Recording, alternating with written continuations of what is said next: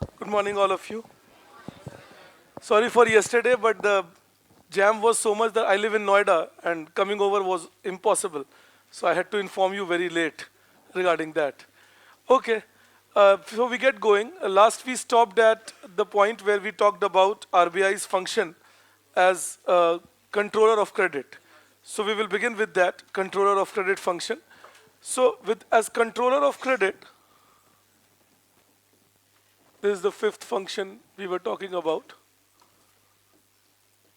As controller of credit, RBI uses a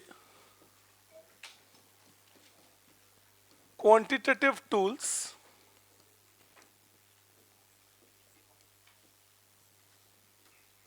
they affect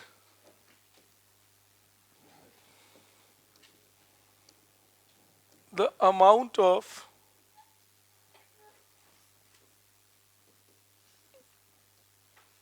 money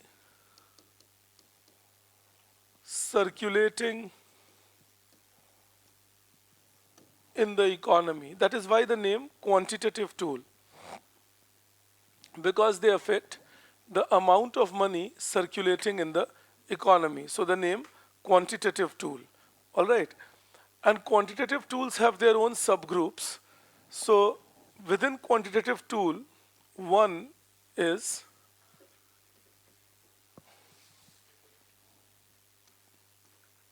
required reserve ratio.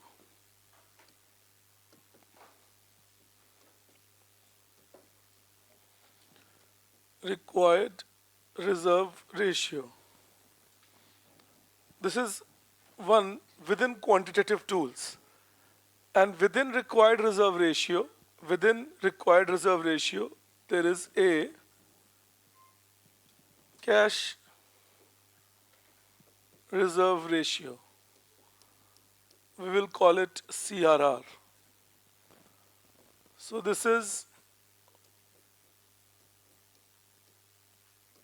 the proportion of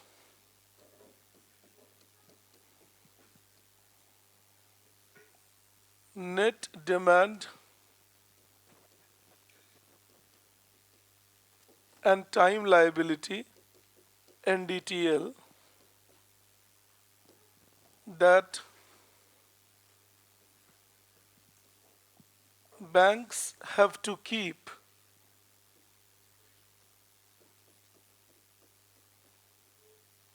with RBI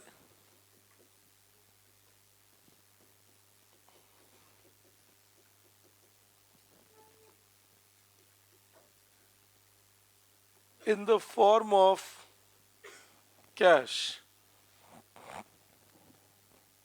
It is the proportion of net demand and time liability NDTL that banks have to keep with RBI in the form of cash, and they get no interest on this.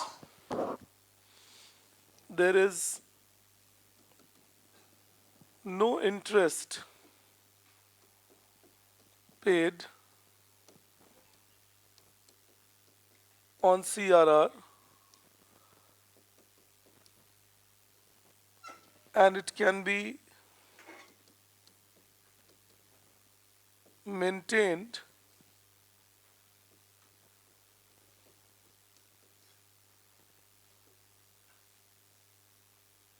on a fortnightly average.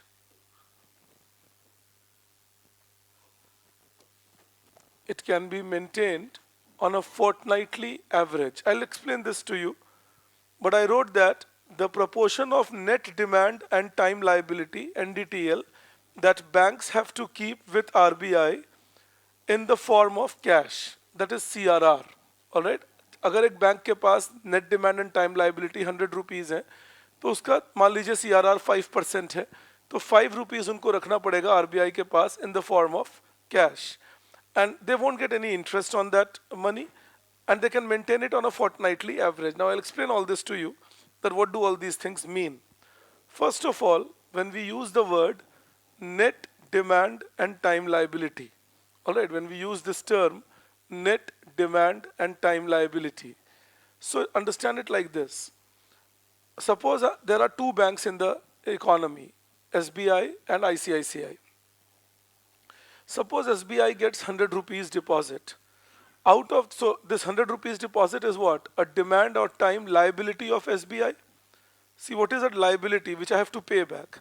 So any deposit that I get, whether it is demand deposit or it is fixed deposit, which is time deposit. So whether it is demand deposit or it is fixed deposit, that is time deposit, that will qualify as my demand or time liability. And suppose out of that 100 rupees deposit, SBI puts 40 rupees in ICICI as another deposit. SBI उसको loan नहीं देते किसी को, उस 100 rupees में से 40 rupees निकाल के ICICI में डिपॉजिट कर देते हैं. क्यों कर देंगे, क्यों ऐसा होता है, आप जाने दो उसको अभी के लिए. बस मान लो कि अगर ऐसा हुआ that SBI takes out 40 rupees from the 100 rupees deposit that they have received and they deposit it with ICICI. Now the net demand or time deposit of SBI will become 100 minus 40, that is equal to 60. So what is a net demand or time liability? My demand or time deposit, जो deposit मैंने receive किया, minus similar deposits that I have put with another bank. The demand and time liability received by a bank minus similar deposits done by the bank with the other banks. Do I believe we are clear on that? All right. So whenever you see this term, net demand and time liability, it simply means demand and time deposits liability received by a bank minus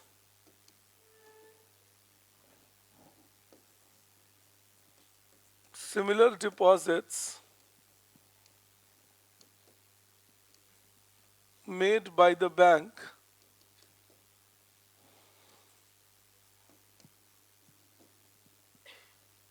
with another bank. So if we want to actually understand it, I'll again tell you. Suppose I am SBI, I got 100 rupees demand and time deposit, and I deposited 40 rupees out of that with another bank. Then my net demand and time liability will be 60 rupees. And suppose cash reserve ratio is 5%, then I have to keep 3 rupees as CRR for the next fortnight. Per day basis पर मुझे 3 रुपया per day का average maintain करना है. अब समझिएगा मेरी बात. Suppose this is the per day net demand and time liability per day that I am getting on an average. तो मान लो 1 फरवरी से लेकर 15 फरवरी तक एक किसी बैंक के pass on an average 60 rupees NDTL रहे. Alright, from 1 February to 15th February, a bank has on an average 60 rupees per day as NDTL. So the bank has to maintain 3 rupees per day as CRR with RBI. 3 rupees per day as CRR with RBI. Now I made you write that the banks can maintain it as a fortnightly average. What does that mean? So what the bank can do is it can keep 45 rupees one day with RBI and then withdraw all the money for the next 14 days. Still their per day average will remain how much? 3 rupees. अगर मैं एक दिन के लिए 45 rupees रख दूं and then I withdraw the money, next 14 days I keep nothing with RBI, still 15 days 45 rupees kept for one day, the average will be 3 rupees. So the banks are allowed to do that. Banks are allowed that if you want, you just have to maintain an average of 3 rupees per day. So maybe you can keep 20 rupees one day, 25 rupees the second day, and keep nothing for the next 13 days. You understand that? Like keep 45 rupees over 15 days. Now you can keep it 3 rupees per day. You can keep it 9 rupees for 5 days. You can keep 45 rupees one day. Whichever way you keep it, but it should be the average of 3 rupees per day for 15 days. I hope everybody is clear on that. So that is the idea of maintaining CRR. All right, so 3 things. Again, I take you back to the previous slide. Cash reserve ratio is the proportion of NDTL that the banks have to keep with RBI in the form of cash. All right, that is one. Banks do not receive any interest on CRR, and it can be maintained on a fortnightly average. Fortnightly average. Fortnightly is 15 days average. I hope everything is clear to you there. Okay, I can believe with the discussion we had day before yesterday, it will become clear to you if I say that if CRR increases, then it will be a contractionary monetary policy. Money supply will go down. And if CRR falls, then money supply will go up. You please write that down. You write any increase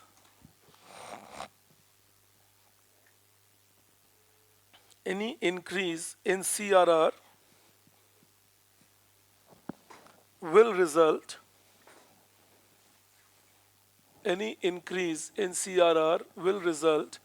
in reducing quantity of money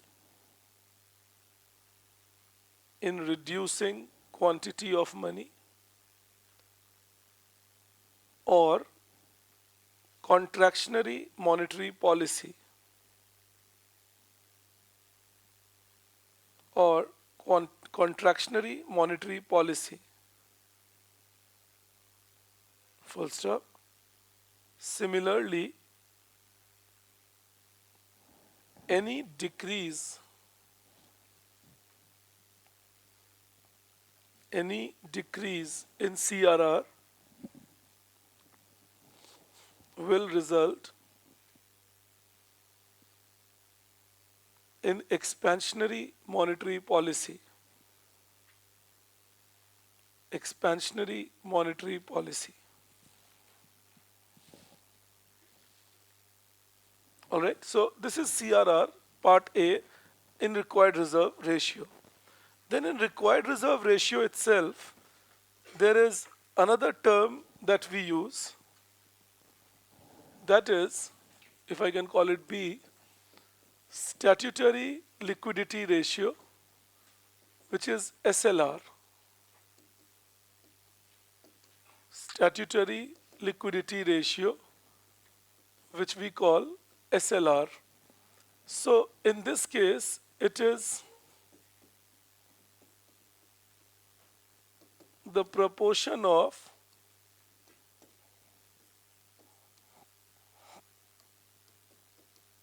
total demand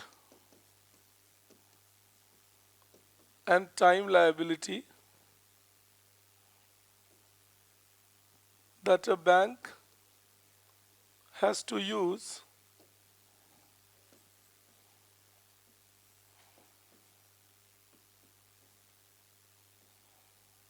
to buy those assets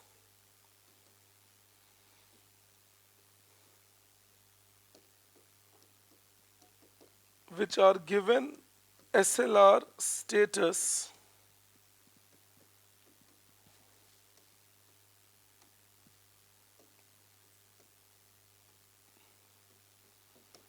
by the government.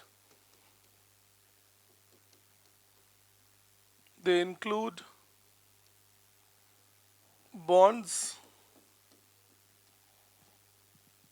issued by central government, state government,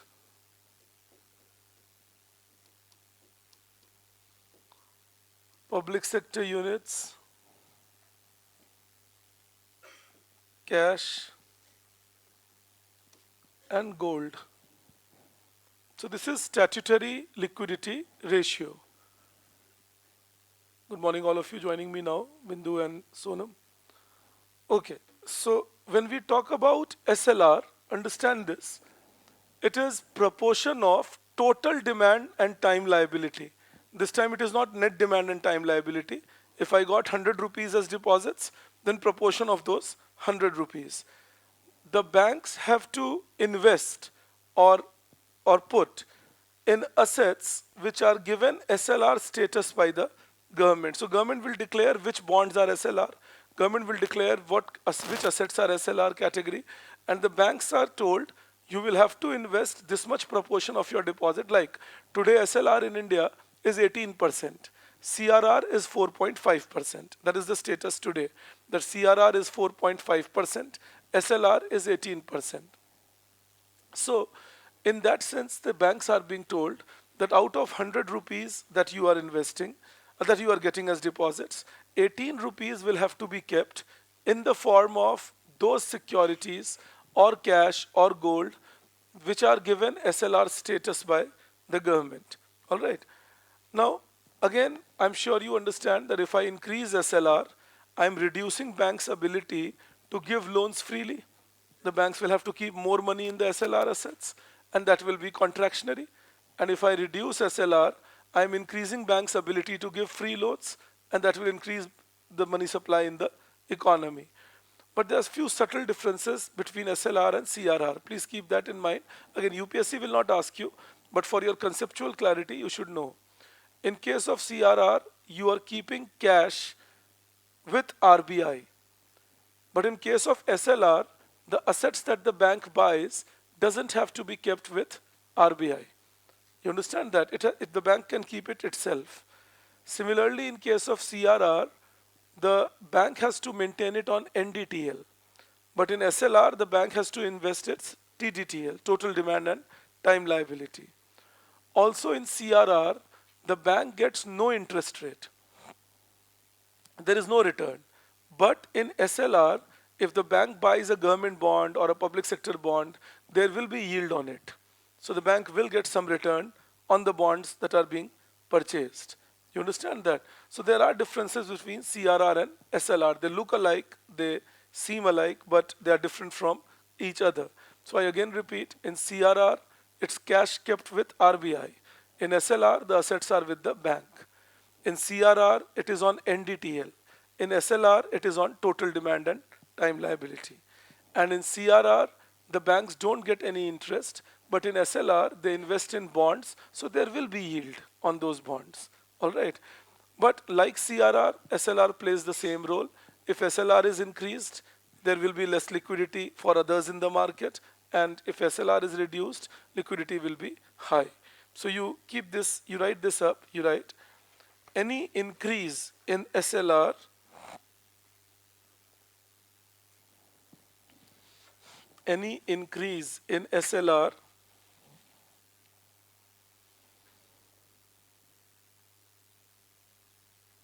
is contractionary monetary policy,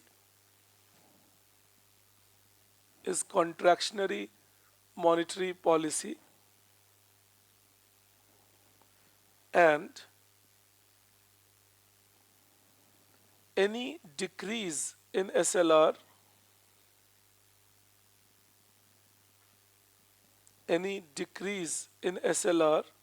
will be expansionary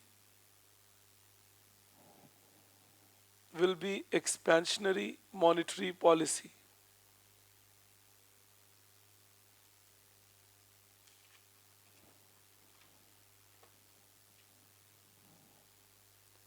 All right, so this is where we are with respect to CRR and SLR.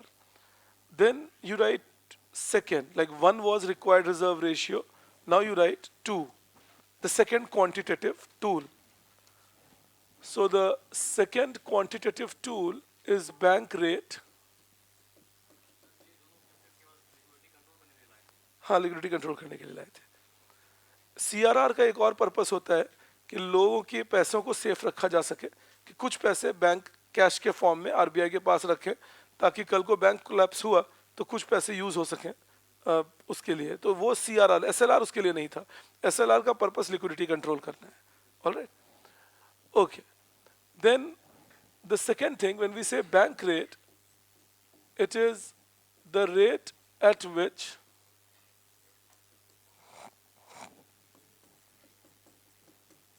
RBI gives loans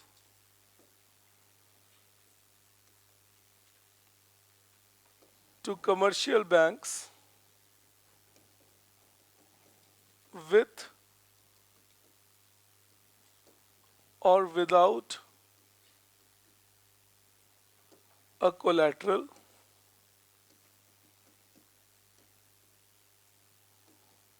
for both short and long term. That is bank rate.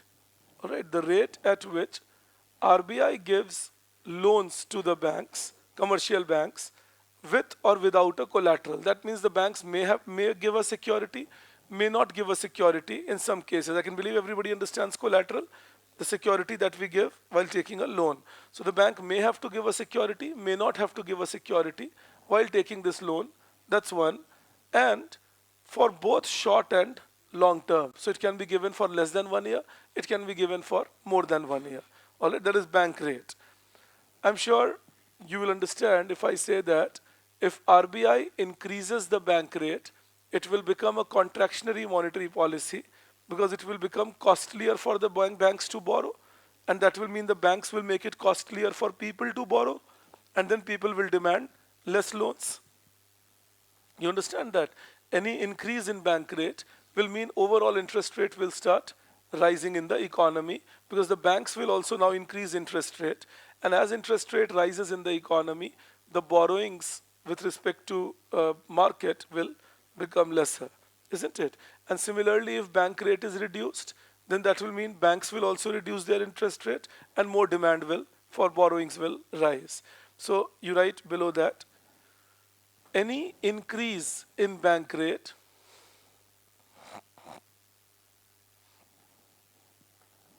any increase in bank rate will represent contractionary monetary policy, contractionary monetary policy, and any decrease in bank rate will represent expansionary monetary policy, expansionary monetary policy. All right, I hope we are clear on that.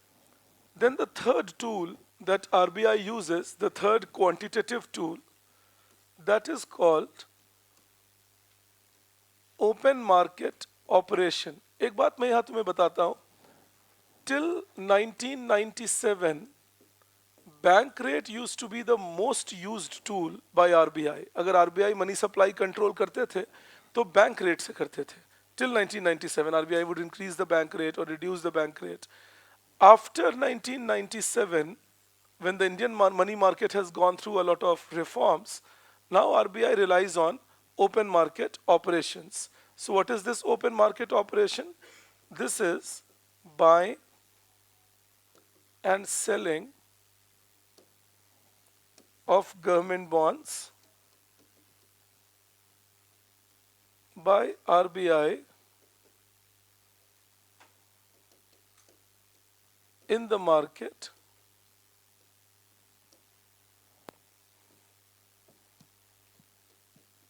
to control money supply.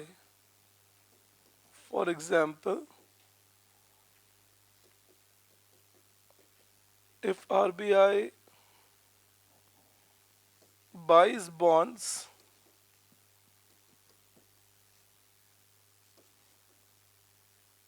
then it gives cash to people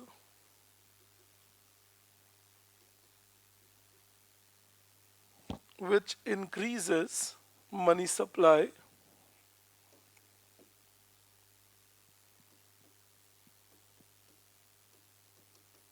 and if RBI sells bonds then it takes cash from people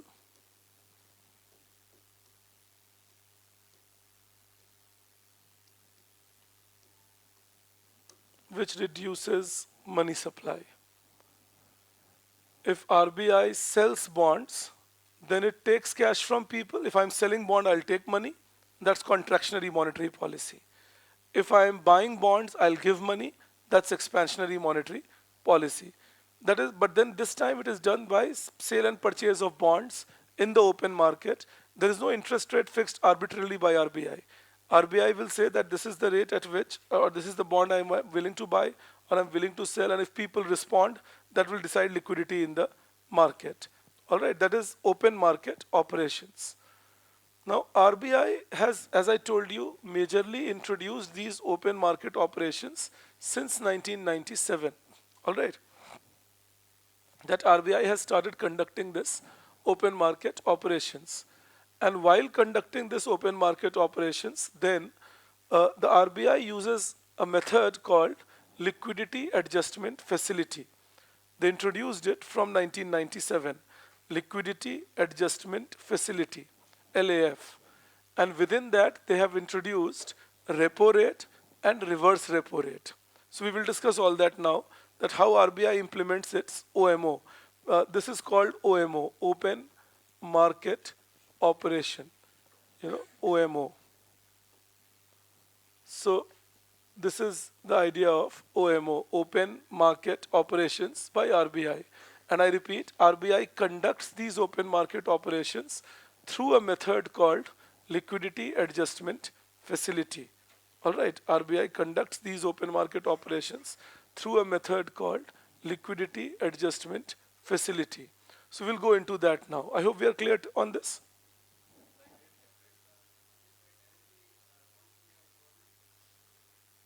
You tell me. You tell me. Can it buy bonds directly from the government? If I ask you that, what will be your answer? No. Or will it be yes conditionally up to the extent permitted by ways and means advances? Isn't it? So sometimes you know your answers. Alright? Okay. Bank rate is kept equal to MSF. Currently it is 6.75%. Okay. Now, but then remember, bank rate, repo rate, CRR, SLR, they are liable to change every 2 months. It's possible that they can change every 2 months. So UPSC will never ask you what is the current rate, because your paper will happen in, say, May, and the rates might have changed in April, while the paper might have been made in March or February, or the questions. So in that case, you are safe. They never ask you what is the current rate. What they can ask you is it rising? Is it falling? What has been the trend in the last 1 year? That kind of question they can ask you. I'll inform you about that, but they can put you to that, but not about exactly the rate that exists today. Because there might be a gap, and in that gap, it's possible RBI might have changed it. All right. Okay, I hope you're clear on that RBI cannot buy bonds directly from government except beyond what is permitted under ways and means advances. But RBI can always deal in government bonds in the secondary market. All right, they cannot deal in the primary market, but they can always deal in the secondary market, and that is where OMO works. Okay, so you write further that 1997 RBI introduced liquidity adjustment facility, LAF. All right, 1997 RBI introduced liquidity adjustment facility, that is LAF. All right, under which it introduced, and then A,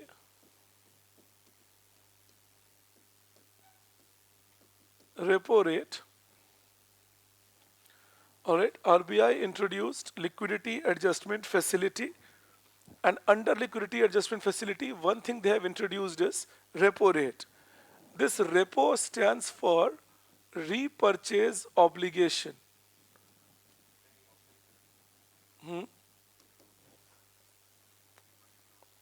internet पे बहुत बातें लिखी रहेंगी, ठीक है, उसको जाने दो. So this is repurchase obligation. I'm honestly telling you, two things you should always be wary about. One is internet, of course. Second is the materials you get in ORN. All right, because many times they are developed by people who are not subject expert, who might have been hired by the institutes for particular things. They might have written mains twice, but unfortunately they are not very clear on their concepts at times. तो जो उनके समझ में आया होता है वो अपना लिख देते हैं.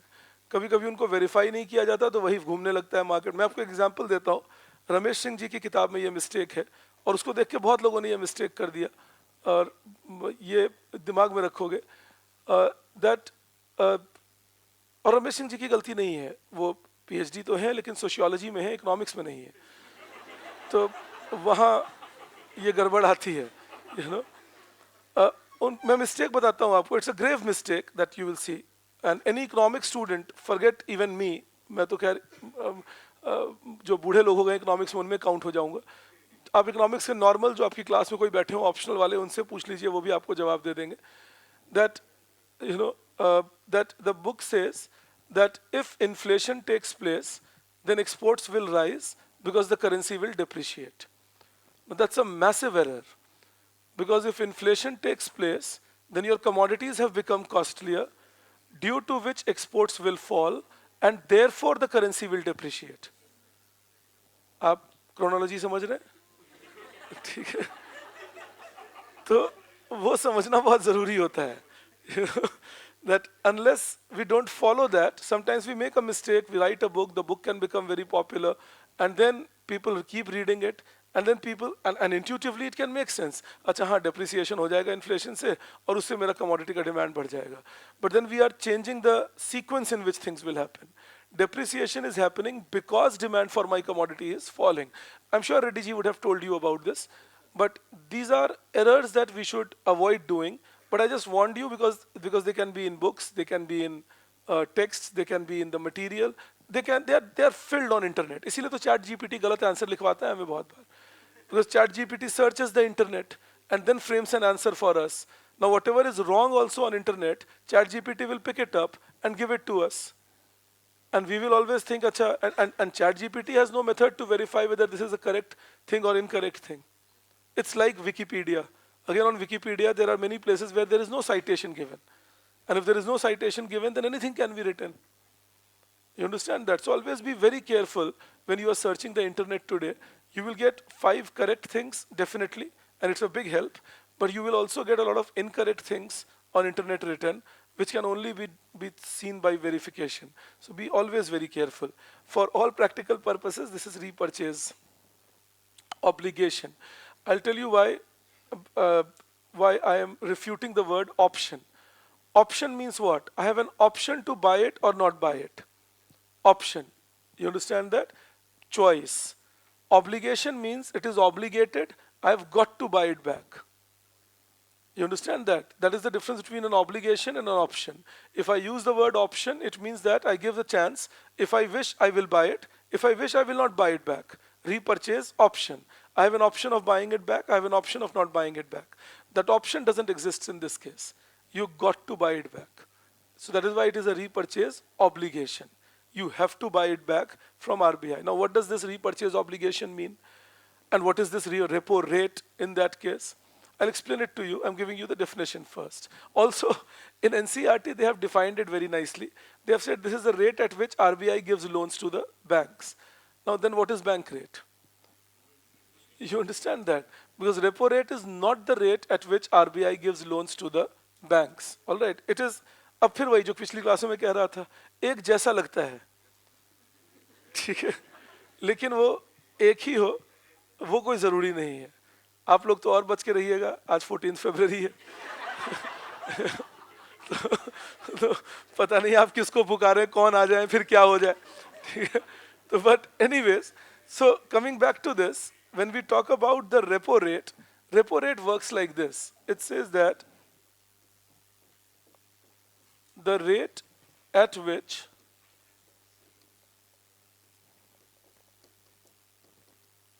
RBI discounts, the rate at which RBI discounts the bonds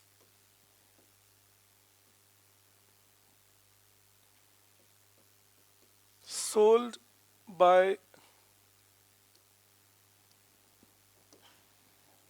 commercial banks to RBI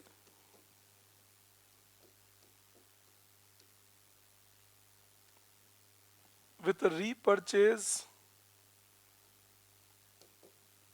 obligation after 1 day, 14 days or 28 days,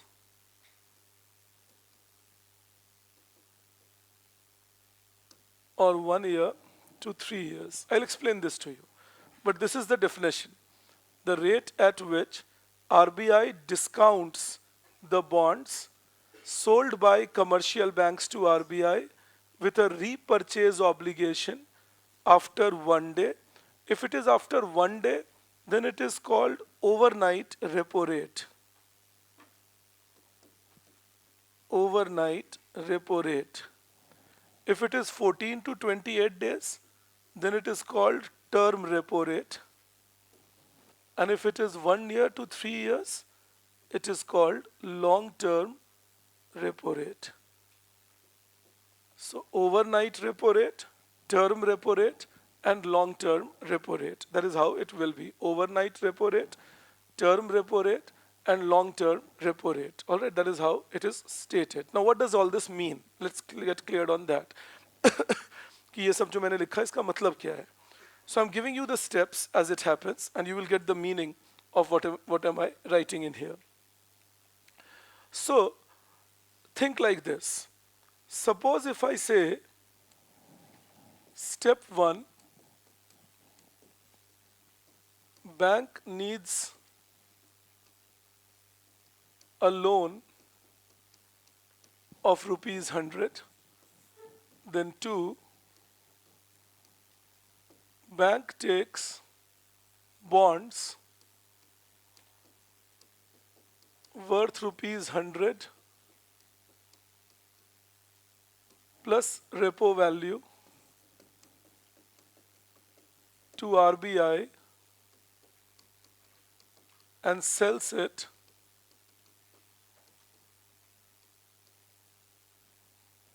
with repurchase obligation after 1 day. 3,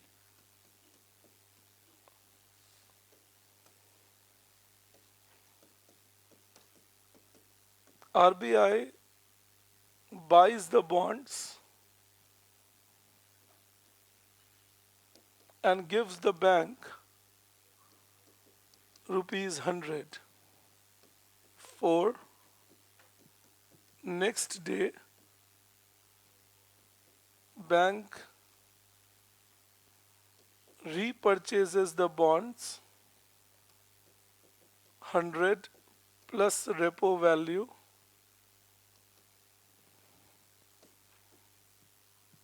and gives 100 plus repo value to RBI. This is the story as it happens. अब मैं आपको बोलता जाता हूँ, आप समझते जाइएगा. मान लीजिए एक बैंक को 100 रुपए की ज़रूरत है. There is a bank which needs 100 rupees. So what the bank does is it takes 100 rupees plus repo value worth of bond. Say repo value is 2 rupees for the time being. Repo rate. So bank takes 100 plus 2 rupees, 102 rupees worth of bonds and sells it to RBI with an obligation to repurchase it next day. The RBI takes bonds worth 100 plus repo value but gives how much money to the bank? 100. So the RBI discounts the bonds bought by banks to it at repo value. You understand that? Repo rate is the rate at which RBI will discount the bonds that the banks sell to RBI. So think what's happening. banks are giving RBI bonds worth this much, but RBI is giving banks how much money? 100. So they discounted by this value, no? You understand that? And then next day the bank comes, it purchases its bonds, जो बेचा था वो खरीद लिए, but अब bank कितना पैसा दे रहे हैं? How much is money is the bank giving? 100 plus repo value. So when the bank sold the bond to RBI worth 100 plus repo value, how much money did RBI give them? 100. But when the banks repurchased the bonds worth 100 plus repo value from RBI, how much money they had to give RBI? 100 plus repo value. So what is the extra that banks gave RBI? Repo value. You understand that? In case अभी भी कोई दिक्कत में हो तो मैं आपको एक स्टोरी सुनाता हूँ. ये सारी क्लासेस में सुना देता हूँ मैं, लोगों के समझ आ जाती है. बैंक आरबीआई के पास गए, बोले लाला मेरी माँ के कंगन ले ले और मुझे 100 रुपए दे दे. तो माँ के कंगन थे 102 रुपए के, लाला ने ले लिए और उनको 100 रुपए पकड़ा दिए. एक दिन बाद बैंक फिर आए, बोले लाला अपने 100 रुपए और 102 रुपए रख ले और मेरे माँ के कंगन दे दे. तो जो बॉन्ड्स बैंक ने दिए थे वो वापस ले लिए, लेकिन जब बॉन्ड्स दिए बैंक ने तो आरबीआई ने उसे डिस्काउंट किया बाय द रेपो वैल्यू और कम पैसे दिए. और जब बैंक वापस किए वो बॉन्ड तो खरीदे वो बॉन्ड, तो बॉन्ड के पूरे पैसे बैंक को देने पड़े. I'm just repeating myself in English. When the bank sold the bonds to RBI, they sold bonds worth 100 plus repo value, but they got only 100 from RBI. So RBI discounted the bonds sold by bank at the repo value. And then next day when the banks repurchase the bond from RBI, then they pay the entire 100 plus repo value and get back their bonds. So the bonds that banks sold, they get it back. But when they sold it, it was discounted by the repo value. When they repurchased it, they had to pay the entire amount. So how much extra did the banks pay? The repo value. I hope you get the point. Now, as I said, if somebody says this is the rate at which RBI lends to the bank, I'm not saying it's not true, but that's not its technical definition. Because it's not a simple lending and borrowing. It's about selling a bond and repurchasing it the next day. All right, there is a collateral involved here. What is that collateral? The bond that I am selling. एक तरह से वो bond क्या हुए? मेरे collateral मैंने बेचा, अगले दिन उसे खरीदूंगा. Do I believe everybody is clear on that? Okay. So if I say that if I increase repo rate, it will be contractionary policy, and if I reduce repo rate, it will be expansionary policy. Will make sense to you? All right, you please take that down. You write any increase in repo rate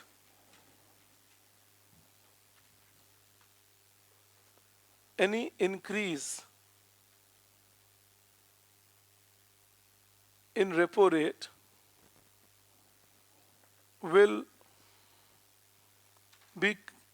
be considered as contractionary monetary policy.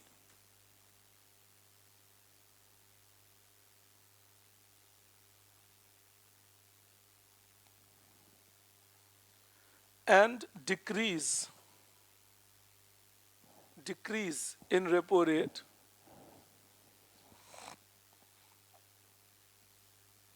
is expansionary monetary policy.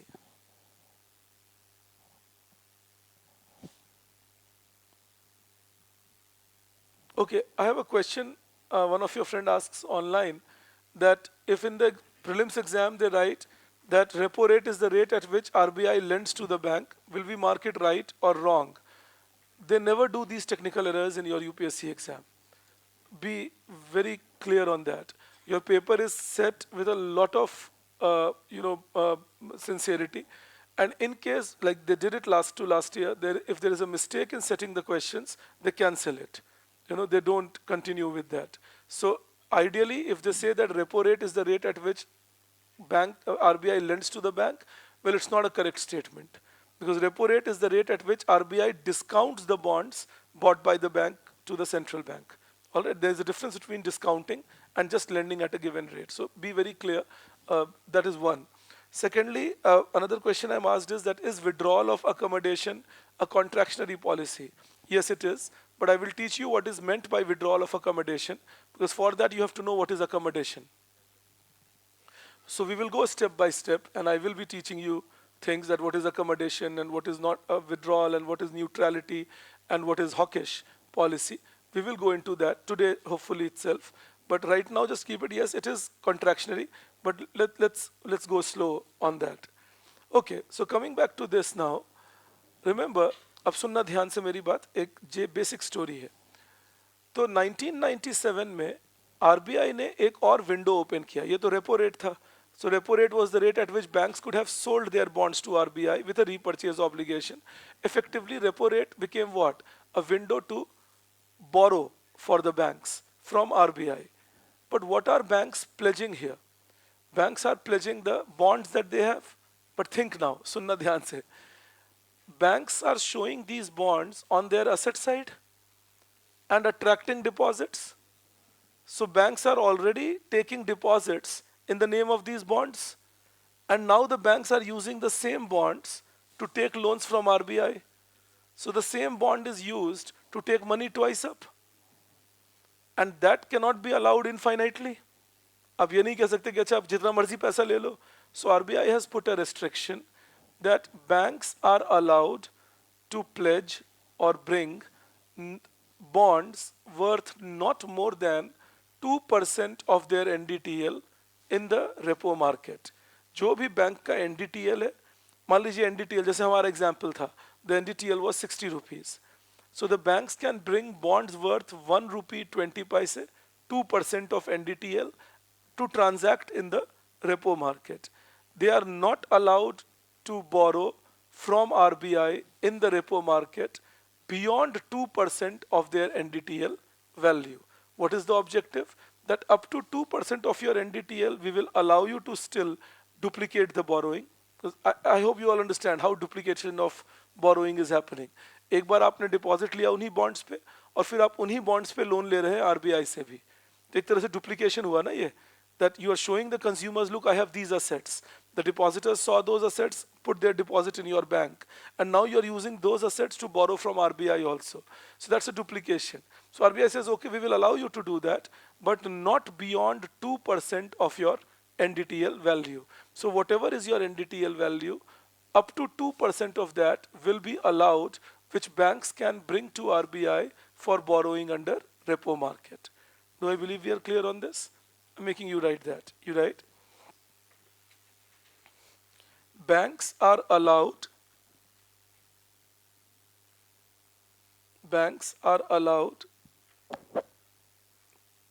to transact. Banks are allowed to transact in the repo market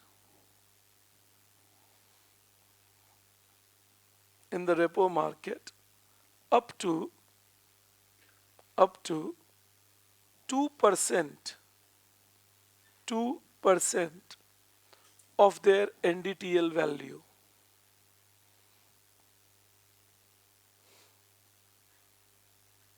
Alright, that is what is allowed. अब एक बात समझना यहाँ पे.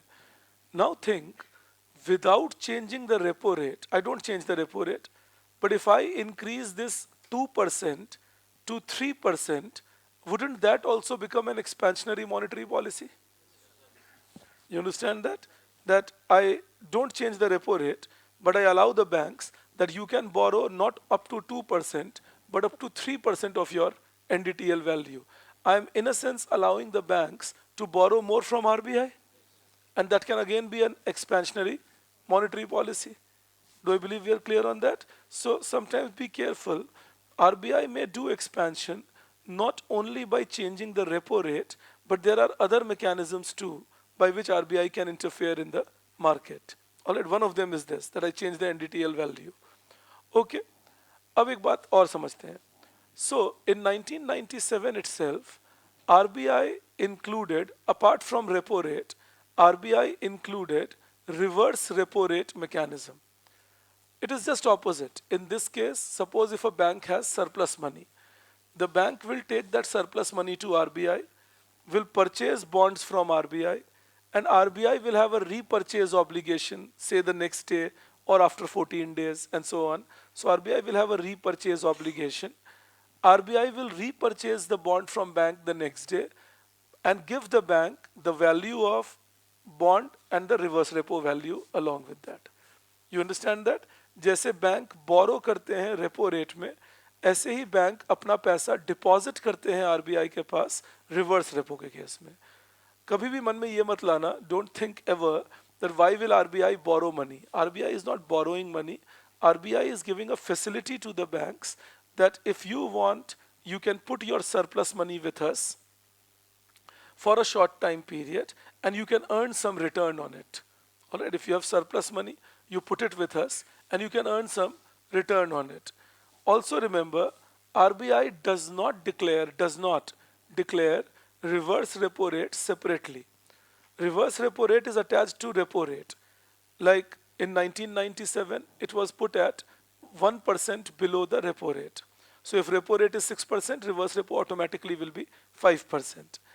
Then in 2011, they brought the gap closer.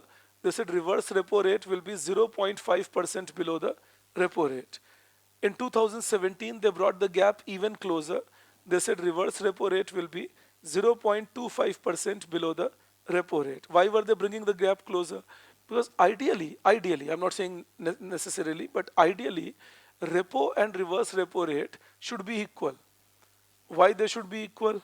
Because I am selling government bonds in the repo market as a banker, and the repo rate is the yield on that bond. And I am purchasing government bond in the reverse repo market, and the reverse repo rate is the yield on that government bond. Now the same government bond cannot have two different yields, no? Or ideally it should not have two different yields. There should be one yield on one bond. You understand that? So ideally, again I repeat, repo and reverse repo should be equal. But why do we keep it less? For a reason. RBI says that if we keep repo and reverse repo equal, then in that case it's possible many times that what the banks will do is borrow from us and deposit it again with us. And at least get the same money they have to give to us. So things won't go to the market. And that is why reverse repo cannot be higher than repo also. So they keep reverse repo slightly lesser than repo to make sure that banks deposit with RBI only when they have no other place to lend to, or when they are conscious about lending to anybody else because of the risk. Otherwise, banks don't deposit it with RBI. I hope I am reaching you on this. Now, till 2020, सुनते रहना ध्यान से story, मैं आपको लिखवा भी दूंगा सारी बातें. Till 2020, repo rate and reverse repo rate were separated by this 0.25% difference. Then the COVID pandemic happened, and as COVID pandemic happened, RBI went for expansionary monetary policy to make sure that there is enough money in the market and people don't lose liquidity. This was 2020. RBI started reducing the repo rate. After a point, they said that we don't want to reduce the repo rate, but we want to give more liquidity to the market. And now what they did is they did not reduce the repo rate, but they reduced reverse repo rate by another 0.4%. As in, if reverse repo rate was 0.25% below the repo rate, now they made it 0.65% below the repo rate. Do I believe I'm reaching you on that? The idea was that they were discouraging the banks from keeping the money with RBI, rather keep the money in the market.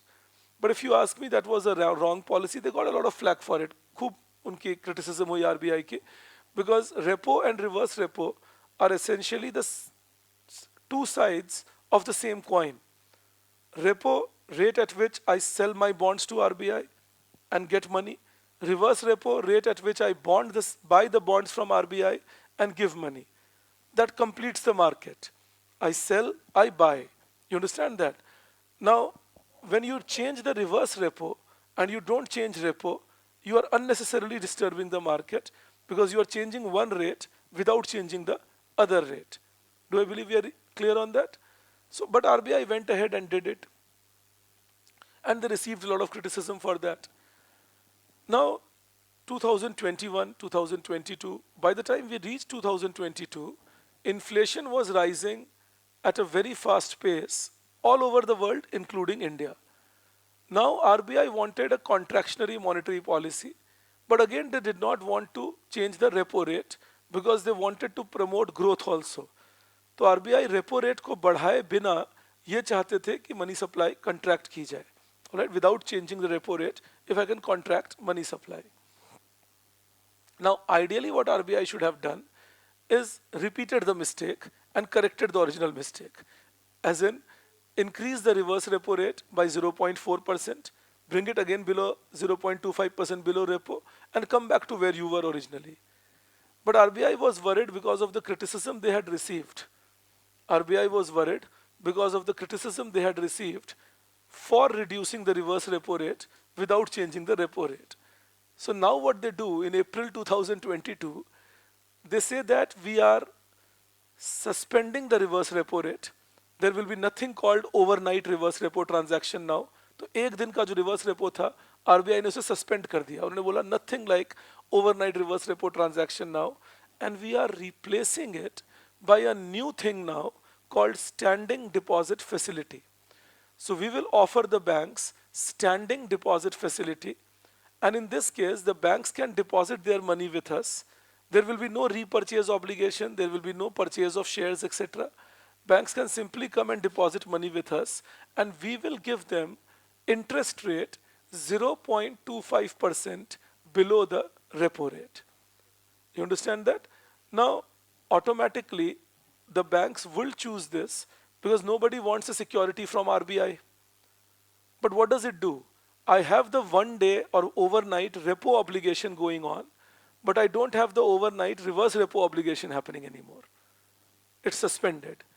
So one side of the market exists. You can come and sell your bonds to RBI, but another side of the market which could have completed the market, that you can go and purchase bonds from RBI, that's annulled by RBI. This is not good, not healthy. Somebody will have to correct it maybe years later or sometimes in future in Indian bond market. ये bond market को harm करता है. All right, bond market जो RBI repo set करते हैं ना, उससे फिर बाकी सभी bonds की value उनके yield set होते हैं. आप सीख ही चुके हैं that government bond becomes the benchmark, that whatever is the government bond price and the yield will be the benchmark based on which other bonds. Now, in that case, one side of the bond market is open, but other side of the bond market is not open anymore for the overnight rates. Overnight rates are the most important rates in any banking system because banks reconcile all their accounts at the end of the day.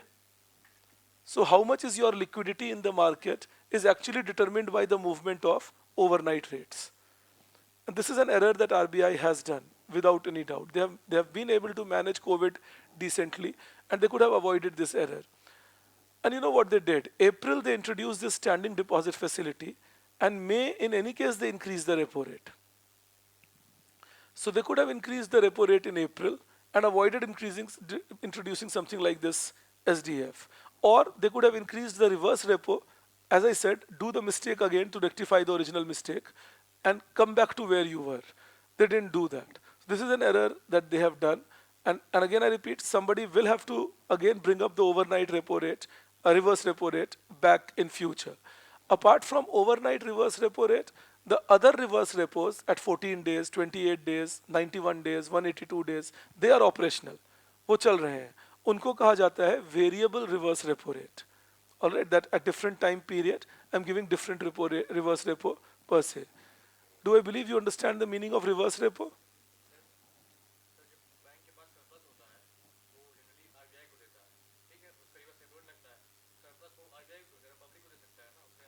अगर मान लो public को एक दिन के लिए loan ना दिया जा सके या मार्केट में लिक्विडिटी टाइट है और बैंक किसी और को लोन देकर रिस्क नहीं लेना चाहते, तो आरबीआई एक सेफ प्लेस बन जाता है ना, उसके लिए बनाया जाता है ये.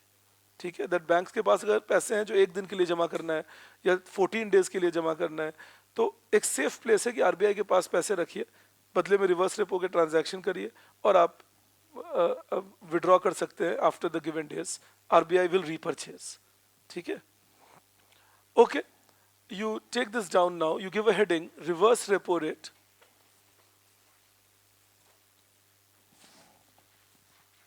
Reverse repo rate.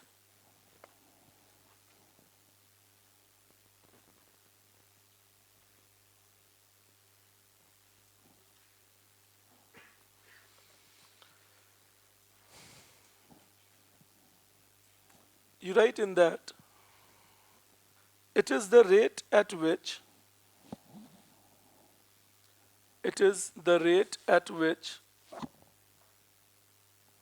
banks discount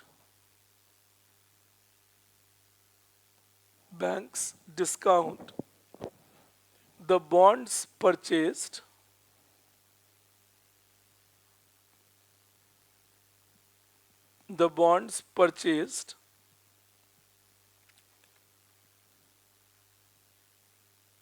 from RBI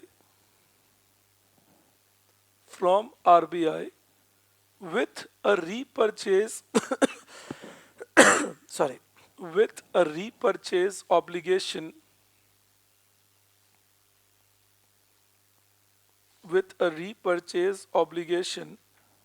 on the next day,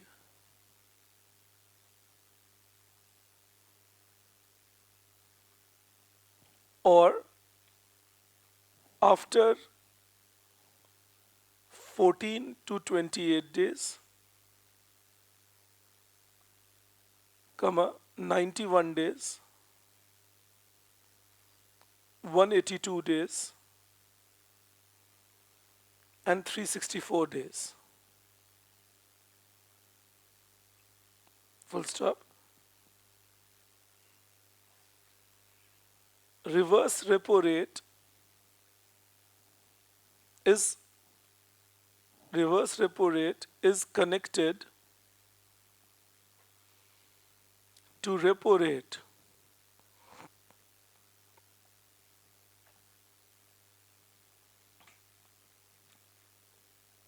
change the paragraph.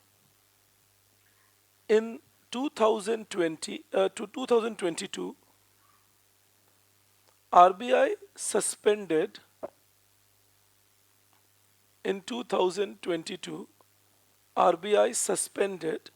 overnight reverse repo rate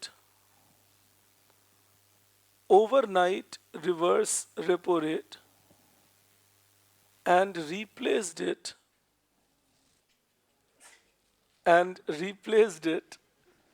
by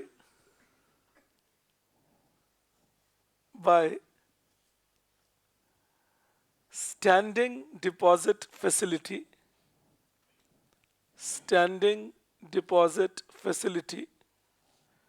in a bracket you write SDF, close the bracket. Under SDF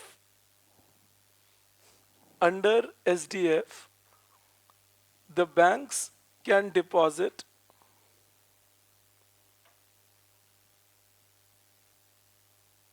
their surplus reserves under SDF, the banks can deposit their surplus reserves with RBI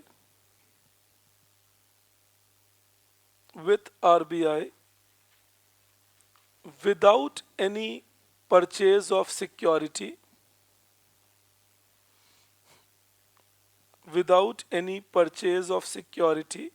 I hope you understand there is no repurchase obligation and all here. Purchase of security, and get an interest rate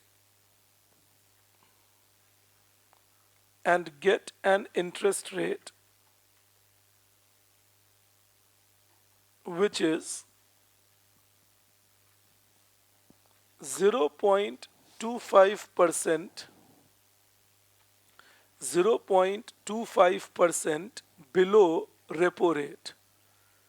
Get an interest rate which is 0.25% below repo rate. Now I need you to see few things on this, and I'll teach you one more concept connected to liquidity adjustment facility. So if we look at liquidity adjustment facility, one thing we have is repo rate, and this is also called the policy rate, क्योंकि यही policy rate है जो RBI announce करते हैं. All right, the repo rate is also called the policy rate. And you know what RBI does? RBI announces the repo rate and then auctions government bonds to find a price for these bonds. कि अच्छा अगर मैं repo rate 6% करता हूँ तो लोग bond के लिए कितने पैसे देने को तैयार हैं. So RBI fixes the repo rate and then auctions government bonds in the open market, where people come and people buy those government bonds at the rate that RBI has put for it. All right, that is the idea of transaction. And similarly, there is an auction for reverse repo rate. That RBI, then the auctions that I'm willing to buy government bonds at this reverse repo rate, or sell government bonds at this repo rate and sell government bonds at this reverse repo rate. So the auctioning is the method by which they bring it across. Apart from that, I told you that they had a reverse repo rate, which was called, or which is called, the floor rate. Interest rate cannot go below reverse repo rate. This is the minimum rate which is offered in the market. As I told you, from April 2022, this reverse repo rate is suspended and it has been replaced by standing deposit facility rate. So if somebody asks you in the prelims exam, what is the floor rate in LAF in India? Now it is standing deposit facility rate. Earlier it used to be overnight reverse repo. All right. Till April 2022, the floor rate, the minimum rate in liquidity adjustment facility used to be overnight reverse repo. It has been replaced now by the SDF rate, standing deposit facility rate. We are clear on that also? There's another thing you need to know. In 2011, government introduced another facility for banks that's called marginal standing facility. 2011 global economic crisis के immediately बाद आया था, तो उसके अंदर banks ने government को बोला that we need more liquidity beyond what is offered in repo. तो गवर्नमेंट ने बोला ठीक है, RBI instructed the banks that if you want you can borrow another 2% of NDTL, like 2% allowed in MS in repo, another 2% of NDTL you can pledge and borrow from the repo window, repurchase obligation window, from RBI under the marginal standing facility. But in this case, you will have to give an interest rate of 0.25% above the repo rate. All right. So this marginal standing facility is that banks can borrow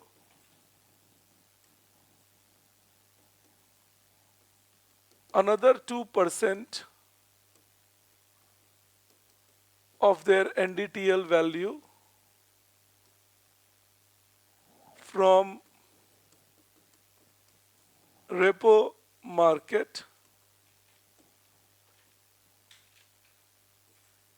from RBI, but they will have to pay an interest rate 0.25% above repo rate. All right, banks can borrow another 2% of their NDTL value from repo market from RBI, but they will have to pay an interest rate which is 0.25% above the repo rate. All right, they'll have to pay an interest rate which is 0.25% above the repo rate. All right, that is also, that can be done. So this is another aspect that we bring about. There is another aspect that we bring about regarding the repo market itself. तो ये LAF का part ही है. अब एक बात समझिए, if repo rate is 6.5%, अभी India में यही repo rate है, then automatically SDF will be 6.25% and MSF rate will be 6.75%. This MSF is also called, this is also called the ceiling rate और the penalty rate. ये सारे नाम इसके लिए यूज होते हैं.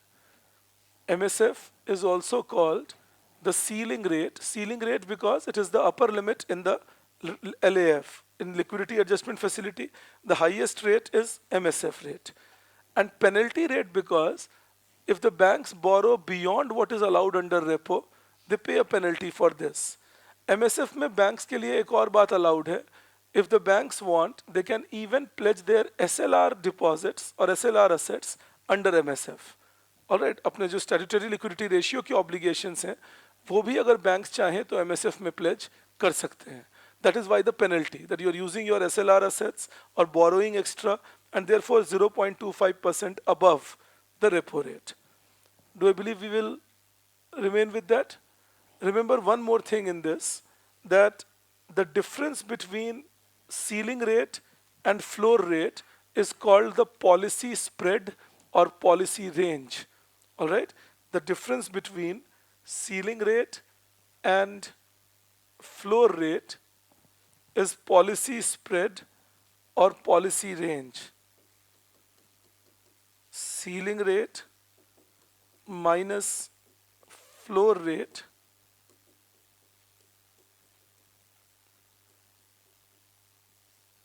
is policy spread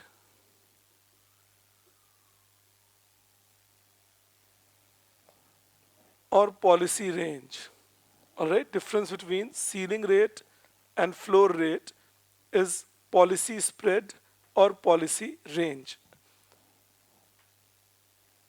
In India, at the moment, it is 0.5%, 6.75 minus 6.25. That 0.5% is the policy range or policy spread. We're clear on that? Understand one more thing in this, that this will remain fixed more or less, but this gives us an idea about at what rate RBI maximum is lending to the bank, at what rate RBI is allowing the bank to deposit with itself. All right, that is the policy spread that RBI has kept along. So this is on repo, reverse repo, MSF, and SDF. I hope the four things will be understood by us now. Okay. Now, so these are the quantitative tools. I also assume you all understand that if RBI increases the repo rate, then MSF and SDF will increase automatically. And if RBI reduces repo rate, they will reduce automatically. एक और बात मैं तुम्हें यहाँ समझा देता हूँ. In your newspapers, sometimes you will read a term, basis point, 50 basis point, 25 basis point. 1 basis point is 0.01%. That's it. It's just a method of naming them. All right. So whenever you see this term basis point, just keep in mind that 0.01% is 1 basis point. वो बस कहने का एक और तरीका बन जाता है. तो 0.25% will be 25 basis point. 0.5% will be 50 basis point. 1% will be 100 basis point, and so on. All right, so just interpret it like that. It's just a name. Like when you see the basis point word written, means nothing but this is the interpretation, that 0.01% is 1 basis point. I hope we are clear on that. Okay, now you give B part. A, these were all the quantitative tools. Required reserve ratio, bank rate, and liquidity and open market operations. Within open market operations, we had the repo, reverse repo, SDF, MSF. These are all among open market operations. Now we talk about qualitative tools. So you give a heading.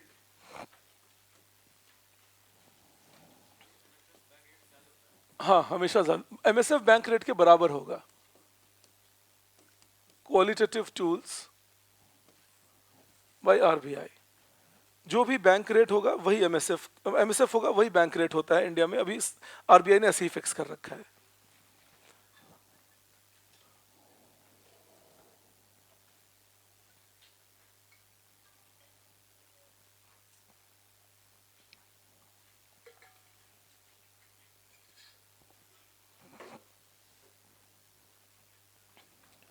Okay.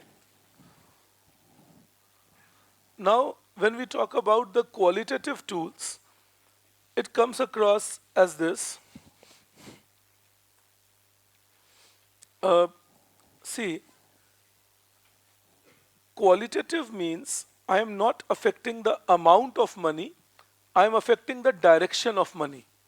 I am not affecting the amount of money, I am affecting the direction of money. So, I can choose to lend more to agriculture, or I can choose to lend more to MSME, and there can be various methods by which I can do that.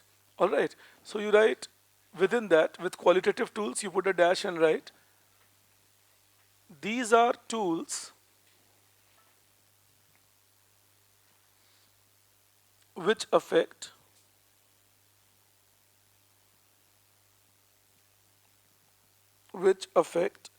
the direction of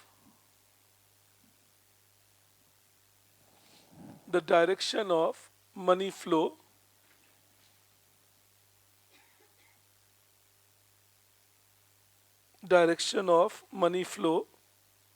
and not its amount.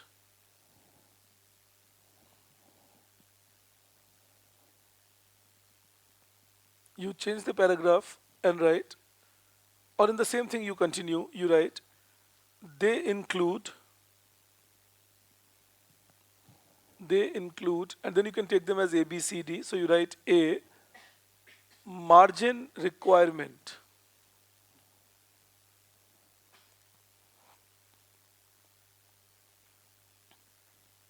Margin requirement. Now see, when we use this word margin requirement means that we are talking about the collateral that people have to keep with the banks while borrowing. I'll give you an example. Suppose if the bank says that the margin requirement on your loan is 60%, then the bank is saying that if you are borrowing 100 rupees from me, then you will have to give collateral or security worth 60 rupees to me. You understand that? Now think, if the bank increases the margin requirement, it makes it comparatively difficult to get the loan. If it reduces the margin requirement, it becomes easier to get the loan. Now think, if RBI instructs the bank that keep the margin requirement high for particular type of industry and keep the margin requirement low for other type of loans that you are giving, then in that case there will be selective credit control, as in I'm giving better money or easier money to some sectors and more difficulty in getting money for others, and this is direction of the flow and hence qualitative tool of money supply. Do I believe we are clear on this? I'm making you write this, please take it down. Put a dash and write, it is the collateral requirement,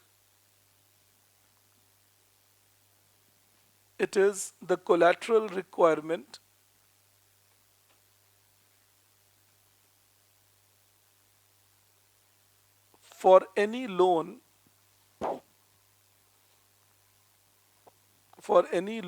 given by commercial bank.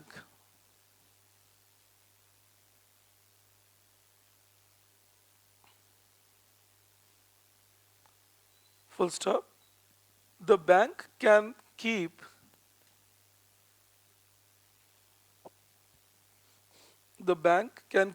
margin requirement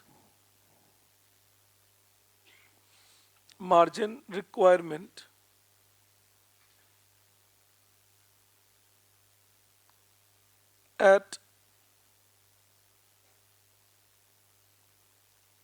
different levels for different sectors,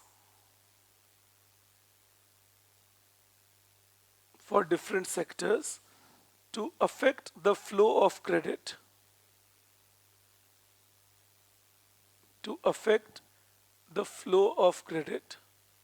in particular directions.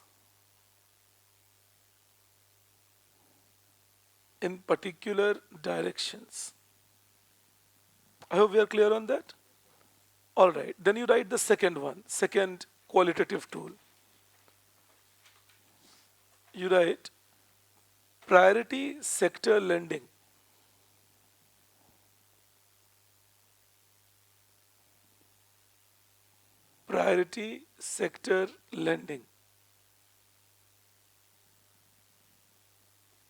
Okay, when we talk about this priority sector lending, This was introduced in India from 1973 by Government of India when they nationalized the banks and brought public sector banks. And now they say that we will fix particular proportion that you can lend to those sectors which we call priority sector. All right, like government has made a rule that out of total loan that the banks will give, 40% has to be given, 40% has to be given to priority sector. And out of these loans which are given to priority sector, 45% will have to be given to agriculture. So you see the direction is decided. Some amount of loan will have to be given to small scale industries. Some other amount of loan will have to be given to uh, renewable energy producers, so on and so forth. All right, that is the idea of priority sector lending. All right. Again, what is it doing? It is influencing the direction of credit flow, that which sector will get how much flow. इसमें लेकिन एक बात समझना, direction is important, but sometimes even within that, who are the beneficiaries, how are they getting this loan, that's equally important. Understand that also. For example, suppose I say give 18% loan to agriculture. Now, agriculture can include food processing at times, I mean the business, trading business. Agriculture can also include agri-business and so on. So who are getting the loan is very important. When I will teach you agriculture, I will make it clearer to you.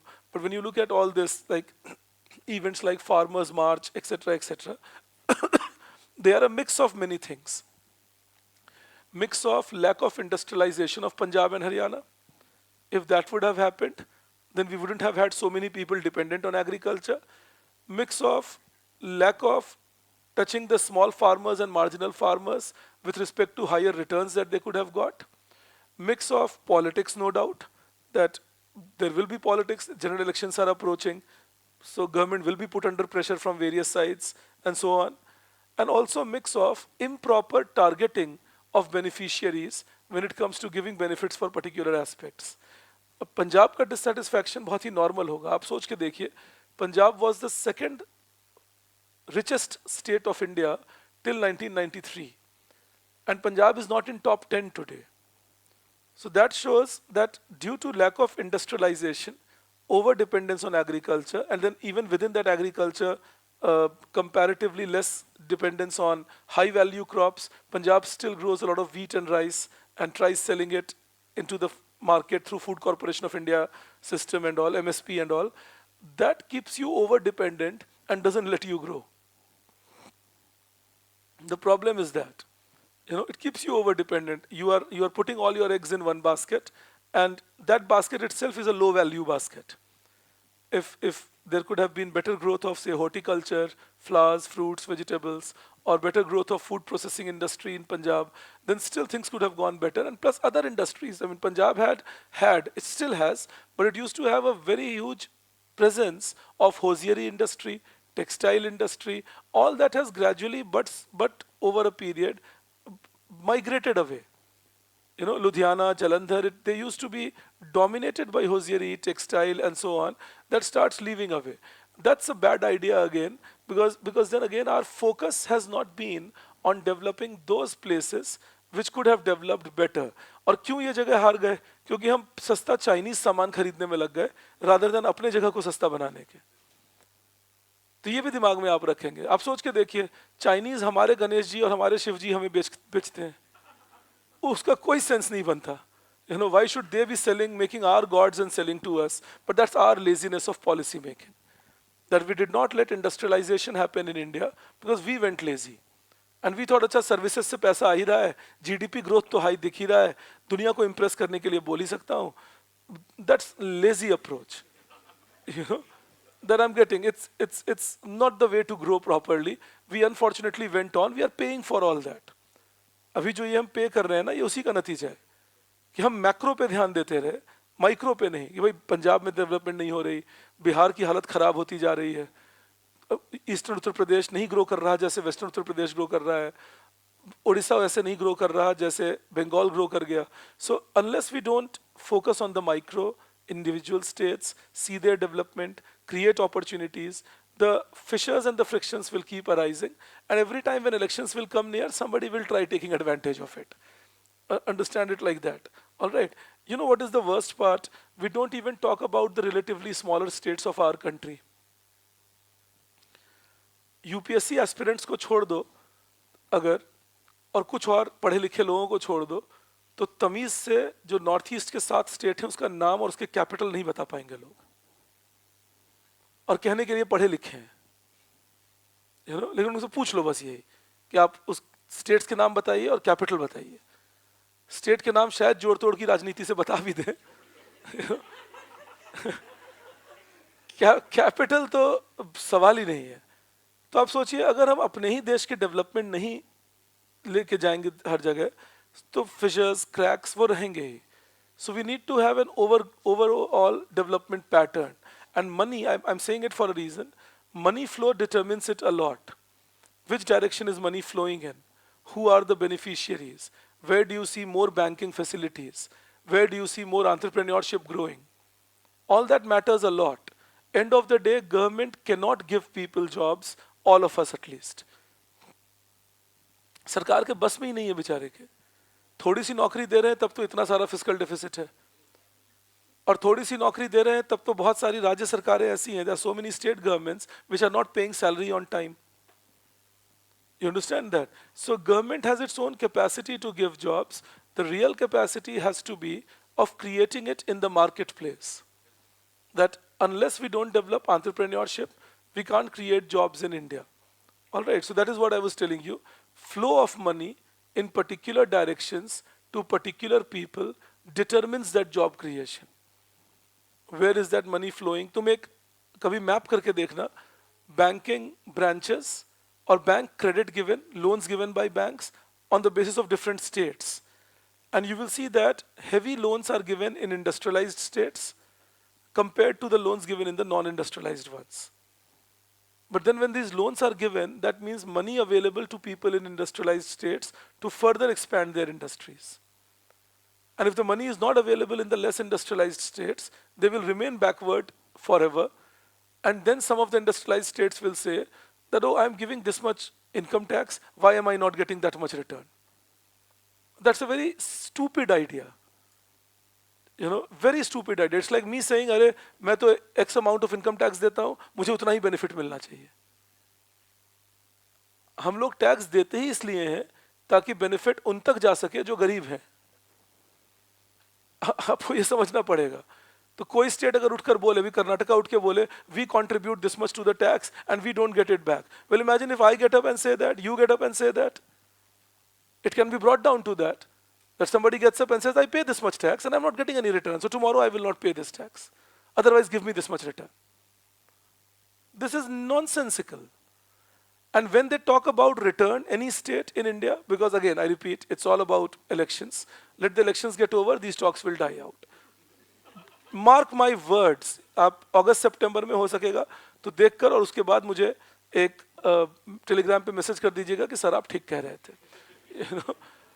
बस elections खत्म हो जाने दीजिए, अप्रैल मई में सारी बातें खत्म हो जाएंगी। बट जो स्टेट्स हम अगर कोई ऐसा बोलते भी हैं, वो इस बात को एक्नॉलेज नहीं कर रहे that there are labourers coming from other states working and keeping wage rate low in those states, which helps the industries. They are not acknowledging that their products are being consumed in other states, which allows them to get higher returns and profits for their firms. They are not acknowledging that a lot of government investment is happening in their state because their state is industrialized. They are not acknowledging that a lot of loan flow is going to their state, the central government loan flow. I mean, all that has to be acknowledged. Again, I repeat, it is stupid. But you know why people work on stupidity? Because they work on human vanity. Humans love to believe I am giving more than what I am getting. अब मैं पिछली class में आपको बोला ही था कि आप बस किसी को बिठाकर ये बोल दीजिए, तुम जितना अपने रिलेशन में ध्यान देते हो, तुम पे लोग ध्यान नहीं देते. You will immediately have people agreeing, हाँ मैं जितना करता हूँ लोग मेरे लिए नहीं करते. That's human vanity. You will need someone very honest to accept कि नहीं भाई मैं तो बहुत बार नहीं कर पाता लोगों के लिए कुछ, लोग मेरे लिए कर रहे हैं. Some very honest people will say that. But normally people love hearing all that. That I am the victim, somebody is the aggressor. Or I am the giver and somebody is the taker. Politicians are smart people. They play on this mindset. that you are the loser, somebody else is the winner. Trump is doing it on a global scale. you know, he does it on a global scale. That, oh, look, Americans are the losers and somebody else is the winner. And Americans never ask themselves that if we are the losers, how come our GDP increased from $12 trillion in 1991 to $26 trillion today? Because they are equally uneducated, many of them. And again, the politicians know that the politicians never talk to educated people. They are not interested. Again, you will need some very solid politician to talk to educated people. Politicians are addressing the uneducated. I'm not saying illiterate. I'm saying uneducated. जैसे आप सोचिए, मान लीजिए आप बिहार से हैं, पंजाब से हैं, कर्नाटक से हैं, कहीं से भी हैं. मैंने कुछ बातें बोली अभी. अब एक तरीका होगा डिफेंसिव हो जाना. जैसे मैं बिहार में, मेरा जन्म हुआ, मेरा गांव है वहीं. तो मैं कभी जब वहां जाता हूं, बहुत बार जाता हूं इनफैक्ट, क्योंकि गांव ही है मेरा वहां, तो साल के 2-3 चक्कर तो मिनिमम लगते हैं. तो जब मैं जाता हूं, अगर मैं कभी कहता हूं कि देखिए हमारा स्टेट ऐसे ग्रो नहीं कर रहा और हमें स्टेट को ग्रो कराना चाहिए, ये दिक्कत है, ये दिक्कत है, people get defensive. that they are not willing to listen to the problem. क्या आप बात कर रहे हैं, बिहार में चाणक्य हुए, चंद्रगुप्त हुए, भाई 2000 साल पहले हुए. People don't realize that they happened 2000 years ago. We have to talk about पिछले 30 साल में बिहार में तेजस्वी हुए. तो ये समझना पड़ेगा कि बिहार का डायरेक्शन किधर जा रहा है. That what is it that Bihar is doing. So just stopped and told you. Why uneducated? Because if we educate ourselves, we will study in detail about whether the politician telling me thing is telling the truth or not. That is important. But sometimes we don't even see that across, that whether the truth is being told or not. That is very important, that what level of truth is being told to me.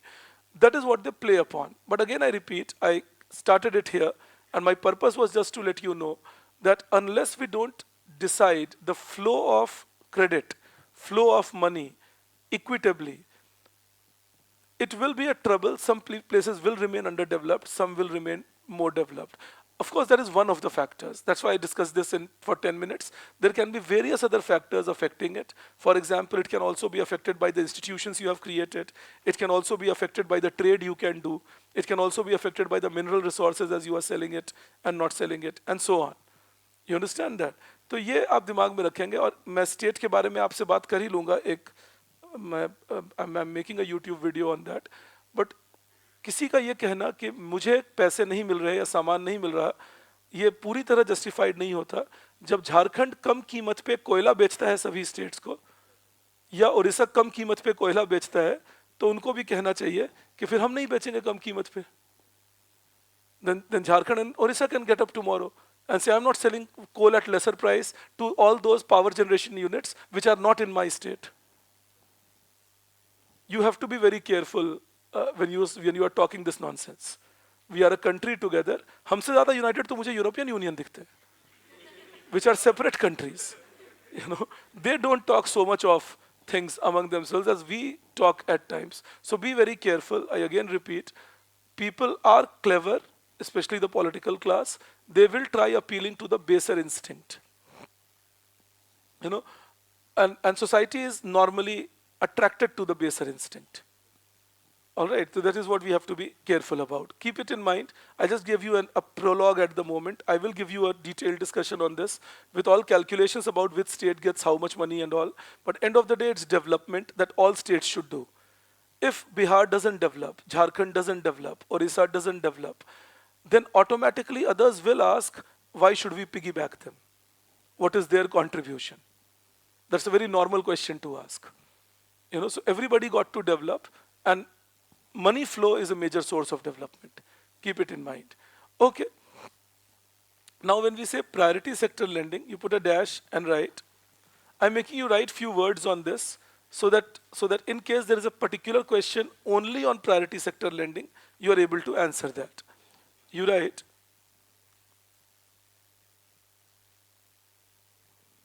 it was introduced in India. It was introduced in India in 1973, full stop, Under priority sector lending, under priority sector lending,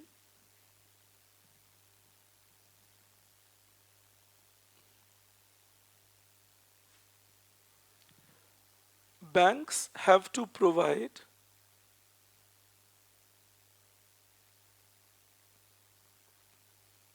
40%, 40% of their total loans to those sectors, to those sectors which have been given the status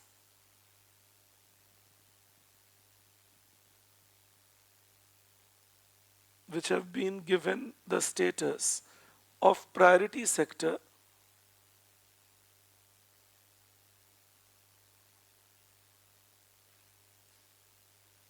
by the government. By the government, full stop. Out of the out of these 40% loans, comma, 45% has to be given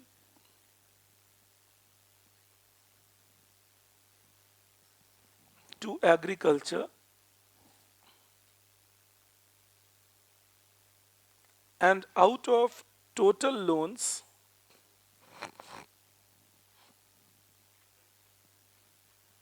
out of total loans given to agriculture,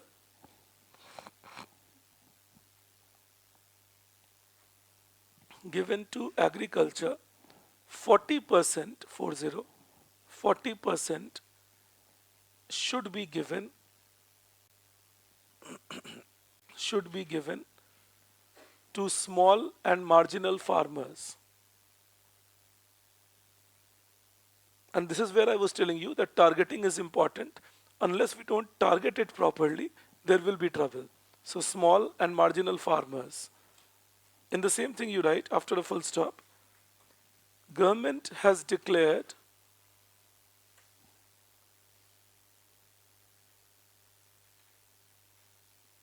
MSME. MSME is micro, small, medium enterprises. All right, there is MSME. MSME, comma, renewable energy producers, renewable energy producers, comma, renewable energy equipment producers, renewable energy equipment producers. I hope you understand the difference. One will be, say, solar energy producer, and second category is solar panel producers. All right, so renewable energy equipment producers, comma, healthcare, healthcare, etc. as part of priority sector lending in India. These are sectors apart from agriculture. Agriculture is of course part of priority sector, but these are sectors apart from agriculture. So as part of priority sector lending in India. The objective of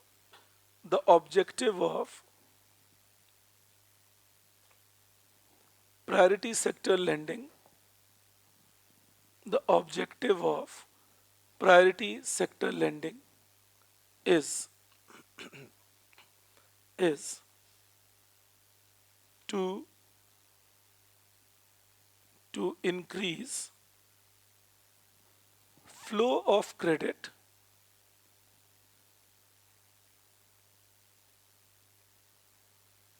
to relatively more vulnerable sections,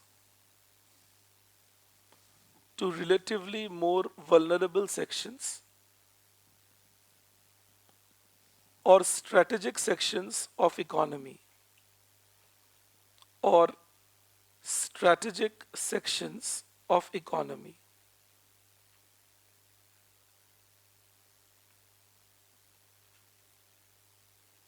All right, this is on PSL that you keep in mind. Then you write third qualitative tool. You write credit rationing, rationing, credit rationing. As the name suggests, remember, whenever we use the word rationing, it means what? Controlling the amount of credit flow to particular sectors so that every sector can get the loan. All right, मान लीजिए 100 रुपए है loan देने को, तो अब हर sector पे control करेंगे. Even if people are willing to pay an interest rate, you will still not sanction the entire loan. You will see in many cases, people apply for a loan of say 1 crore rupees and then they are sanctioned 60 lakhs total loan, even if people are willing to pay the interest rate. That is a situation of credit rationing. All right, that the banks are rationing the credit. They have the money, but they are keeping it to be given to others also, and therefore they are not giving all the money to a single person or single sector. All right, so you write in that it is practiced by banks. It is practiced by banks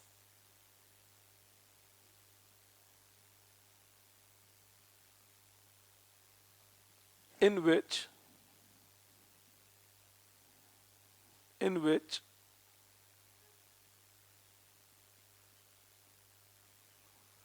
the banks restrict the amount of credit. Banks restrict the amount of credit to particular sectors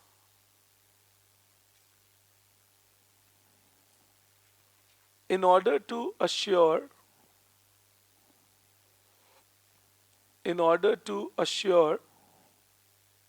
that there is enough liquidity,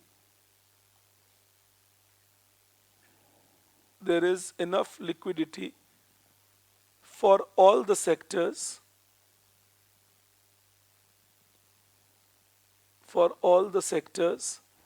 to borrow from the market.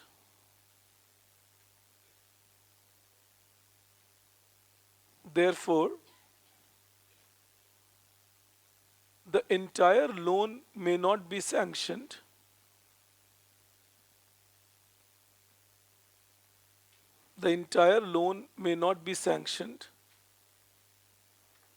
if banks want to distribute it among various sectors. Banks want to distribute it among various sectors. So again, remember, that's a form of selective credit distribution. So again, it's called qualitative tool of credit control. Then you write fourth one, moral suasion, moralsuasion, moral suasion.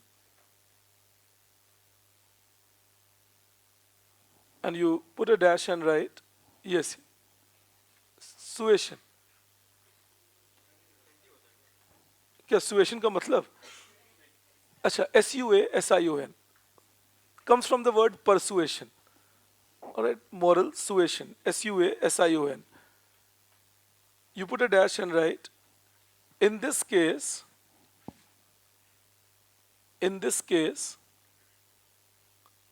RBI sends informal instructions, informal mind you, they are not authorized, authoritarian, they are authoritative, and they are not formal. कोई formal instruction नहीं है, ये informal instruction है. So informal instructions to banks regarding lending to particular sectors,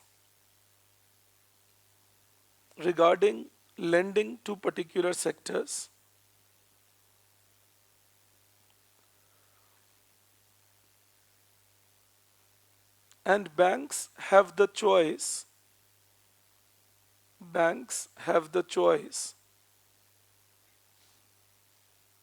to accept or reject these suggestions.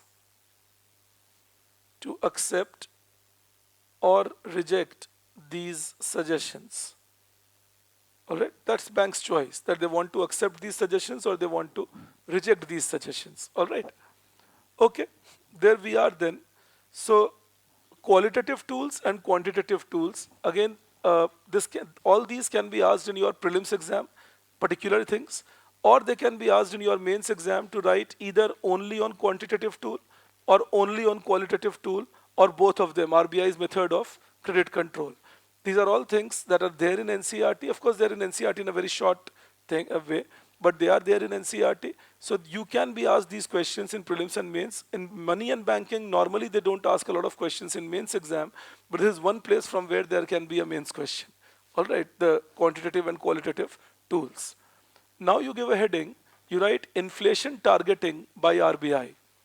Inflation targeting by RBI.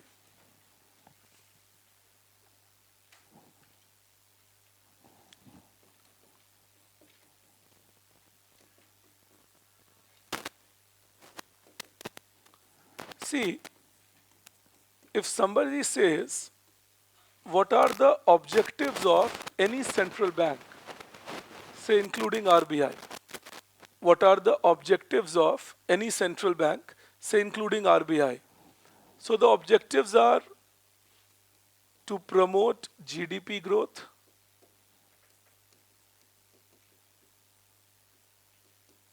and to promote employment,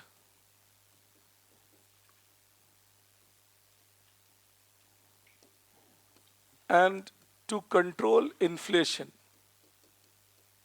These are the three primary objectives of a central bank, all right? That they can focus on GDP growth, they can control inflation, and they can promote employment. And the central banks use tools which is money supply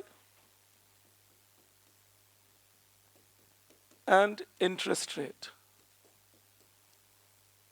These are the tools used by central bank, that they will increase the money supply, reduce the money supply, they will increase the interest rate, reduce the interest rate to target their objectives in the economy. For example, if they see inflation is high and employment is low, then they will, unemployment is high, then they will increase the interest rate so that the economy comes back to normal situation. All right, that kind of a thing is what they do. Understand this now. Earlier in 1950s, before 1950s, there was nothing called a monetary policy. Nobody acknowledged it.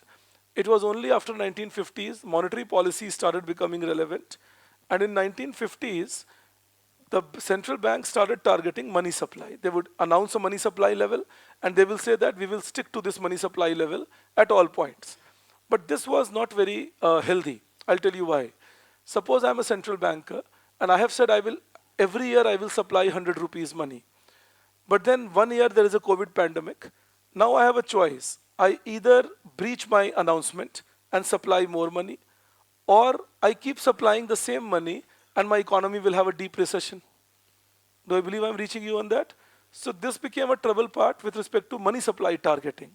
So by 1980s, the central bank shifted to interest rate targeting. They will announce an interest rate and they will say we will keep the interest rate fixed no matter what. But again, there was trouble if you decide to keep the interest rate fixed, and if other countries of the world start increasing their interest rate, then money will flow out from my country to their country. Now again, I have a choice. I either don't let my interest rate change and keep bleeding my foreign currency, or I change my interest rate and compromise my credibility of interest rate targeting.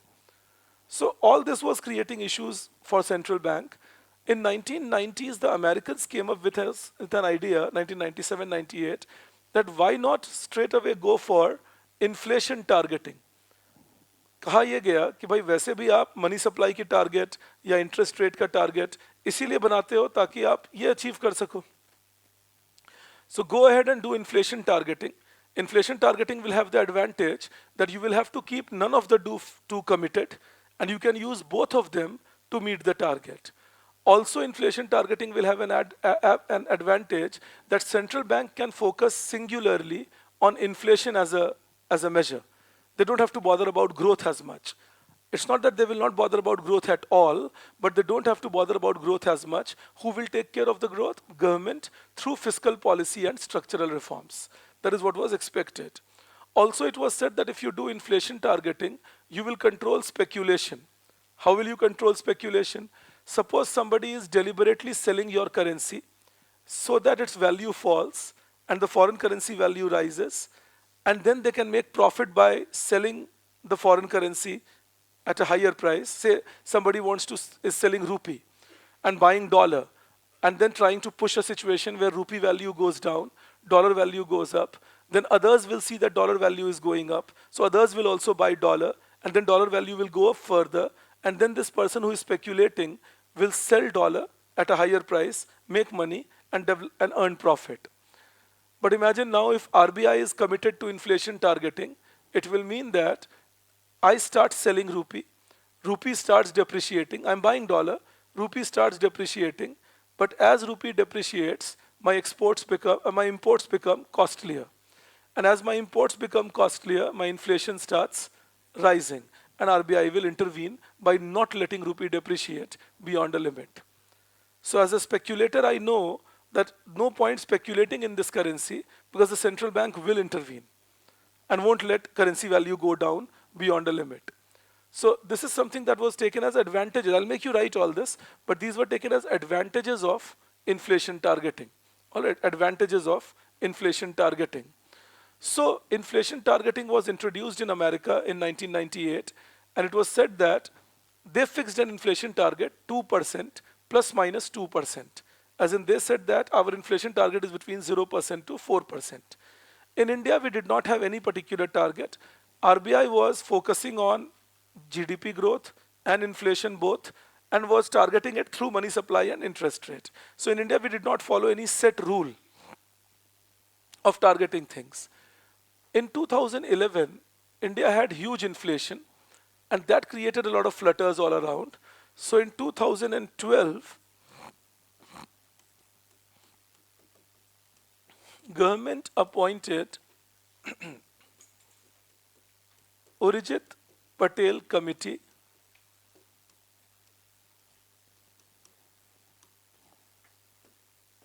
to advise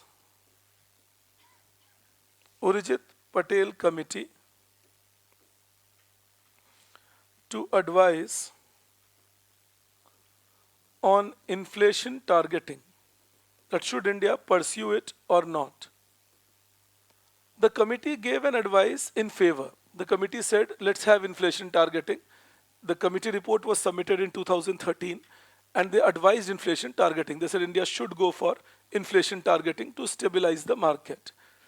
In 2016 August,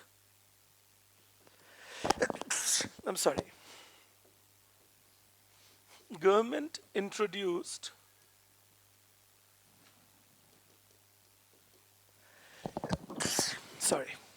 inflation targeting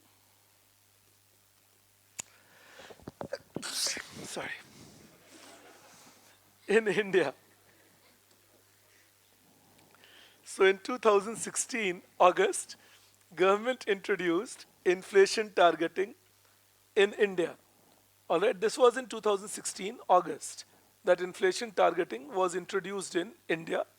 Now there are a few facts I need you to know about inflation targeting that we have done in India. The facts are, number one, government fixes inflation target. तो अगर prelims में आपसे कभी भी पूछते हैं कि inflation target कौन फिक्स करता है, तो गवर्नमेंट करते हैं. Alright, they are not fixed by it's not fixed by parliament, it's not fixed by RBI, it is fixed by the government. Alright, so government fixes the inflation target. Alright, government fixes the inflation target. Alright, and this is fixed for 5 years. It means what? That the target can be revised every 5 years. The target can be revised every 5 years. All right. So they fixed it in 2016, then 21, then 26, and so on. So in 2016, government fixed it at 4% plus minus 2%. All right. So the inflation target in India is in the range 2% to 6%. All right, the inflation target is in India is in the range 2% to 6%. It has been done after historical evaluation of Indian system that during a slowdown, our inflation goes down to 2 odd percent. During a boom, it can go up to 6% and so on. Well, if you ask me, and me particularly means me here, because we did a research a year back, and I think ideally we should have revised our inflation target upwards by 1% to something like 5% plus minus 2% for the next 5-10 years. I'll tell you why I say that. There are reasons to believe globally that inflation will not come down on an average to the nicer levels it used to be in the past. Like if you look at uh, US or Europe or Japan or India, China, inflation, I mean, China is a controlled economy, so difficult to comment on them. But economies which are less controlled, open financial markets, will have their issues. I'll tell you why I say that inflation will remain slightly above the normal in the next 5, 10, maybe 15 years. Reason number one, the adaptation to climate change. All right, like shifting to renewable energy. So we are now shifting away from fossil fuel. We are trying to shift to renewable energy, but that won't come cheap. It will have costs involved. So if we talk about shifting to an electric vehicle or shifting to solar energy or wind energy, it won't be as cheap as fossil fuel. So automatically countries will have to pay more. But more and more countries are now committing to it because of the climate issue. So that is reason number one why we should be careful that we won't go back to the old days of very low inflation, at least in near future. The second reason is again climate, the fluctuating food supply due to climate changes. So some year there will be a wheat inflation, some year there will be a vegetable inflation, some year there will be a fruit inflation. Something like that has to happen. We have seen it happening in the last 10 years now. Not only in India, I'm talking globally, India included, of course. That inflation will pick up due to one or the other reason of shortage of food, issues that are seen. Also remember, agriculture is facing more issues because the farmers are not yet used to adapting quickly to the changing world around them. So again, that's trouble part. And government is not taking steps to invest in agriculture to train farmers into doing that. We are still doing agriculture the old way. We are doing education the old way. And the world has changed a lot in the last 20 years. But climate change can be another factor. The food prices will not go down very soon. The third challenge for inflation remaining high will be deglobalization of the world. Earlier, it used to be the cheapest supplier selling to everybody. That's not the case anymore. People are becoming wary of China. People are becoming wary of any foreign supplier. So in that case, everybody gets worried. So you talk India talking Atmanirbhar, America talking Make America Great Again, Chinese talking about their own self-reliance. Uh, Anthony Blinken, America's foreign secretary, talking about friend shoring rather than offshoring. तो इसका मतलब क्या हो रहा है, कैसी बातें हो रही हैं कि अब हम इस बात पे ध्यान नहीं देंगे कि cheapest कौन produce कर सकता है. All the countries are saying that we'll not bother about who is the cheapest producer who can produce. We will bother about who can give me supply chain continuity, who is a friendly producer, whether I can produce something even if it means producing slightly costlier, but I will produce it rather than relying on somebody else. Now what does that mean again?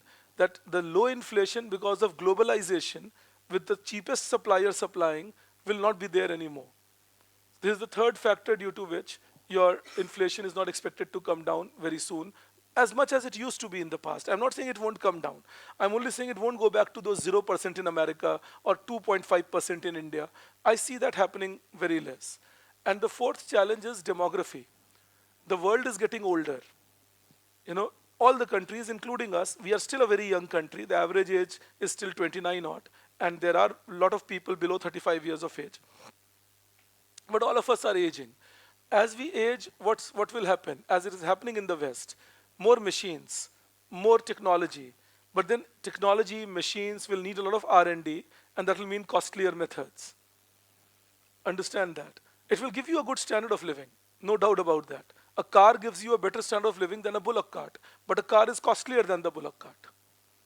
So technology will come in and it will give me a high standard of living, but it will give me a costly life also. And that will then mean that the cost of living will go up as we rely more and more on techniques and technological products rather than on the older methods by which we lived. So understand it in that manner. That that is why people like me. I did this research paper for MIT, जिनके लिए मैं काम करता हूँ. ये करीब 18 months पहले की बात हो गई, 20 months हो गए. I had written this research paper. Thankfully, it is getting good citations also. But this is a part we cannot forget. That when you do things, look at things around the world. So ideally, India should have. I think again, government has its own methods. But I think India should have thought about a 5% plus minus 2% in 2021 rather than a 4% plus minus 2% to which we stuck to. Of course, there are many reasons for doing that. Political is also a reason. If the government tomorrow says 5%, immediately the opposition will say, oh, look, these guys are trying to push inflation around us and they cannot control it. But it's about being realistic, that whether we can actually control it with the external factors that are happening around us. So we will all have to be prepared for a costlier living standard that we will have. Also, we will have to be therefore prepared for creating a social security system, because everybody's earnings may not go up at the same level at which inflation might go up. So we will have the economy with losers and winners. Winners will be people whose income levels will go up drastically. Losers will be people whose income levels won't go up that much. और अभी तो आप कुछ देख ही नहीं रहे, आप 15-20 साल बाद देखेंगे जो मैं कह रहा हूं, क्योंकि स्पेशलिस्ट का जमाना बनने वाला है आज से 15-20 साल बाद जम के, जिनको आज भी है वो जमाना. Today also the life is of specialists, but generalists can have their way today because there are jobs like UPSC and all that you guys are doing. तो बच जाओगे फिर भी. लेकिन 15-20 साल बाद, 25 साल बाद जैसे दुनिया स्पेशलाइज करने लगेंगे, you will need experts in the field, or people at least knowledgeable about a field to talk about it, because otherwise the solutions won't be found so easily. So I think another 20 years, 25 years, the life will be very different from what we are seeing. And again, if people are trained the old way in their education, in their living system, they will not be able to live the life the new way. Again I repeat, life keeps changing for every generation, but the change has been very drastic between mine and yours. Simply looking at the technological transformations that your generation experienced, which was absent. Like imagine, I come from a generation where I was, even as a 15-year-old, I could see only one television channel. That is, मैं तो बोलता ही हूँ कि हड़प्पा के लोग घूमते थे मेरे साथ. So my generation people are that till as a 15-year-old, there was no question of having a telephone at home unless you were not a very big person. So telephone was a luxury. That was our generation. Forget smartphones and all. We had not even imagined it in sci-fi. That there will be something called smartphone and there will be something called video calling. We could not have imagined all that. We could not have imagined nano urea. We come from a generation where even normal urea was a luxury. So this is the change happening in one generation. Understand that.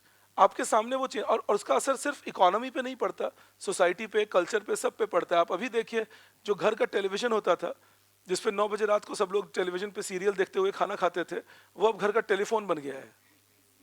Everybody having telephone in their hand, shrunk into their space, maybe eating at different times, it will have a socio-cultural impact. It's not that it will not have it. Of course, it takes time for the impacts to be visible. हम और आप कैसे train किए गए, जो training अब बंद करनी चाहिए. सुबह 6 बजे उठ जाओ, reach school by 7:30, stay in the school for 5 hours, 6 hours. In between, you will have a recess. Wear your uniform. The uniform should be clean. The badge should be in place. Belt should be in place. You should listen to the teacher. If the teacher is not there, the prefect will be there. So you should listen to the prefect. That is called discipline. Come back home, finish your homework, repeat to the school next day. Then you are a good person or a good student. But that was training us to become wonderful industrial workers, no? It's a training to do that. Industrial workers को ये habit होनी जरूरी है. Uniform पहनने की आदत होनी चाहिए, टाइम पे रिपोर्ट करने की आदत होनी चाहिए. इसीलिए ये मेथड ऑफ एजुकेशन शुरू हुआ 18th सेंचुरी में, जब कैपिटलिज्म डोमिनेट करने लगा. कुछ schools अभी भी pride लेते हैं, we have been there for 200 years, that is why you should go. We need new methods of education. If we don't do that, we are not educating our kids properly. Modern world जो आप future देख रहे हैं, that will need creativity. हम अपने बच्चों को ऐसे भी रटवाते हैं, तो हमारे बच्चे creative कैसे होंगे? You understand that? हमारे बच्चे जो drawing बनाते हैं वो टीचर बना देते हैं, बोलते हैं इसको कॉपी करो, ये तुम्हारी ड्राइंग होनी चाहिए. कॉपी क्यों करूं? मेरी जो मर्जी ड्राइंग करें, मेरा टाइगर ऑरेंज होगा. आप मुझे आके बताइए कि रियल वर्ल्ड में टाइगर ऐसा दिखता है, but don't curtail my imagination as a kid, because that's my creativity. But we are not letting that happen. One, it will need leadership quality. The modern education requirement. I'm giving you some answers, just keep them in mind, because not everything I can dictate to you. But it will need leadership quality. But what is leadership quality? Leadership quality is if something good happens, I put it to my team, and I say, look, my team is responsible, and they have done such a great job. I motivate them. If something bad happens, I'm in front saying, look, I'm responsible. That's leadership quality. But our education system teaches us to be defensive. Why did you come late to the class? He told me. Makes us feel scared. So we are defensive. Scared people are defensive people. They don't have a choice. डांट मैं क्यों खाऊं, यही खा लें. But बचपन से ऐसे बड़ा किए. We need our modern education to move in a manner where people learn teamwork. But again, our education system is not teaching teamwork. Our education system says, come first in the class. But if I have to come first, I have to be a lone wolf. Then I will not be talking about my team. It's about me who should come first. So I'm not learning teamwork. Even if I'm in the team, I would like to show myself more. But that's not what future of the world would like you to do. Also, what modern education would need and futuristic world will need is emotional intelligence. Again, many don't have it. I can be a very intelligent professor, say assumption, I can be a very intelligent professor, but if I'm not emotionally intelligent, I won't understand the requirement of my students. So I may be teaching something great, but my students may be getting nothing of it. That is again something I got to be careful about. Or my student writes an answer, brings it to me so that I can see it, and I see that answer. Now that answer is written not because the student wanted to write something great, but because the student wanted to come closer to me because the student was so impressed by the good professor the student saw. Now I see the answer and say, what rubbish, kya likhte ho, ye sab likha hi mat karo, isse acha mere paas aaya hi mat karo. That's completely emotionally unintelligent person. So some people in India, you will have them in droves. Because again, our education system teaches us to be intelligent, but it doesn't teach us to be emotionally intelligent. आप कभी दोस्तों से ही बात करिएगा या आसपास relative से बात करिएगा, आप बहुत लोगों को देखेंगे, वो बात सुन नहीं रहे, वो ये वेट कर रहे हैं आप खत्म करें तो वो बोलेंगे. This is emotionally unintelligent. Emotionally intelligent people are those who are willing to listen. You understand that? That आप कुछ बोले तो मैं सुन तो लूं क्या बोल रहे हैं. But we talk at each other rather than talking to each other. But that's a part of our education system. कैसे? This is a question teacher asks. Who will answer? जल्दी से बोल दिए. अब वो गलत बोले तो भी कोई उनको ये नहीं कहता कि बेटा जल्दी में गलत मत बोलो, देर करके सही बोल दो. हमारा स्कूल हमें सिखाता है जल्दी बोल दो, जो बोलना है फट से बोलना है. फिर तुमने गलत बोल दिया तो टीचर सही जवाब दे देंगे. पर टीचर को बोलना चाहिए बेटा क्यों जल्दी में हो, तुम थोड़ा सोच लेते तो सही जवाब आ जाता तुम्हारे मन में. So these are challenges of our education system, which again is not preparing us for the futuristic world. The world is drastically changing right in front of us. Some of us may realize, some of us may not realize. Teacher ने dictation दिया, हमने वही लिख लिया, हम वही रट लें, उसी को खा पका लें, फिर वही उगल के नंबर लाने की सोचें. That's not education. That's learning by rote, based on memory. It doesn't educate you. What educates you is when you are knowing how to apply it. And we don't know how to apply things many times. We learn them. This is important. जैसे मैं economics से हूँ, मैं आपको बता सकता हूँ, econometrics पढ़ाते हैं हमारे यहाँ बहुत जगह ग्रेजुएशन में, बहुत सारे कॉलेजेस में बिना कंप्यूटर के, अंडर ग्रेजुएट लेवल पे बिना कंप्यूटर के इकोनॉमेट्रिक्स पढ़ाना वैसा ही है जैसे बिना कार के गाड़ी चलाना सिखाना. कि आपको दे दिए और बोले अब गाड़ी चलाओ, अब तुम्हें बता रहे ये हो गया फर्स्ट गियर और ये हो गया सेकंड गियर, और बच्चा भी सीख रहा है, okay move it to the right it becomes first, left it becomes second, रट रट के लिख भी रहा है वो सारी बात, लेकिन जब आगे बढ़ता है तो वो चीज़ नहीं दिखती। कुछ बच्चे पोस्ट ग्रेजुएशन में अच्छी जगह पहुंचते हैं इकोनॉमिक्स में, जैसे दिल्ली स्कूल एंड ऑल, तो वहाँ तो फिर भी कंप्यूटर के साथ काम करते हैं, उनको दिखता है कि अच्छा ऐसे काम किया जाता है, पर बहुत बच्चे वो देखते नहीं, लेकिन वो सपोजिटली इकोनॉमेट्रिक्स पढ़े हुए हैं। So this is something, and that applies on every stream in India, forget not only economics.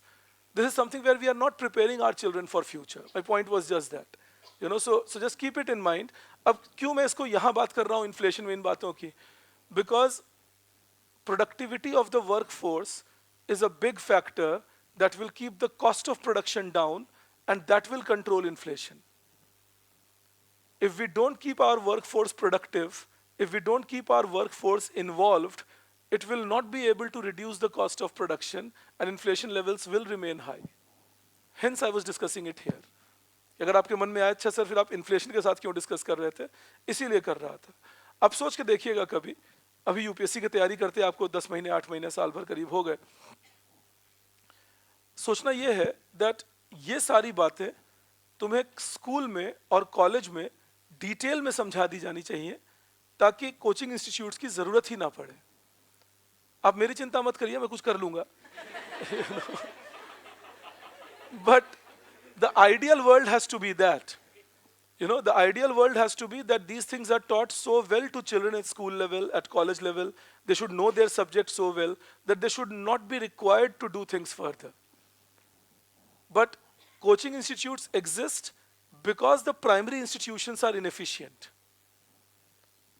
And I say this even to my friends who are in primary institutions, that our business is because of your inefficiency.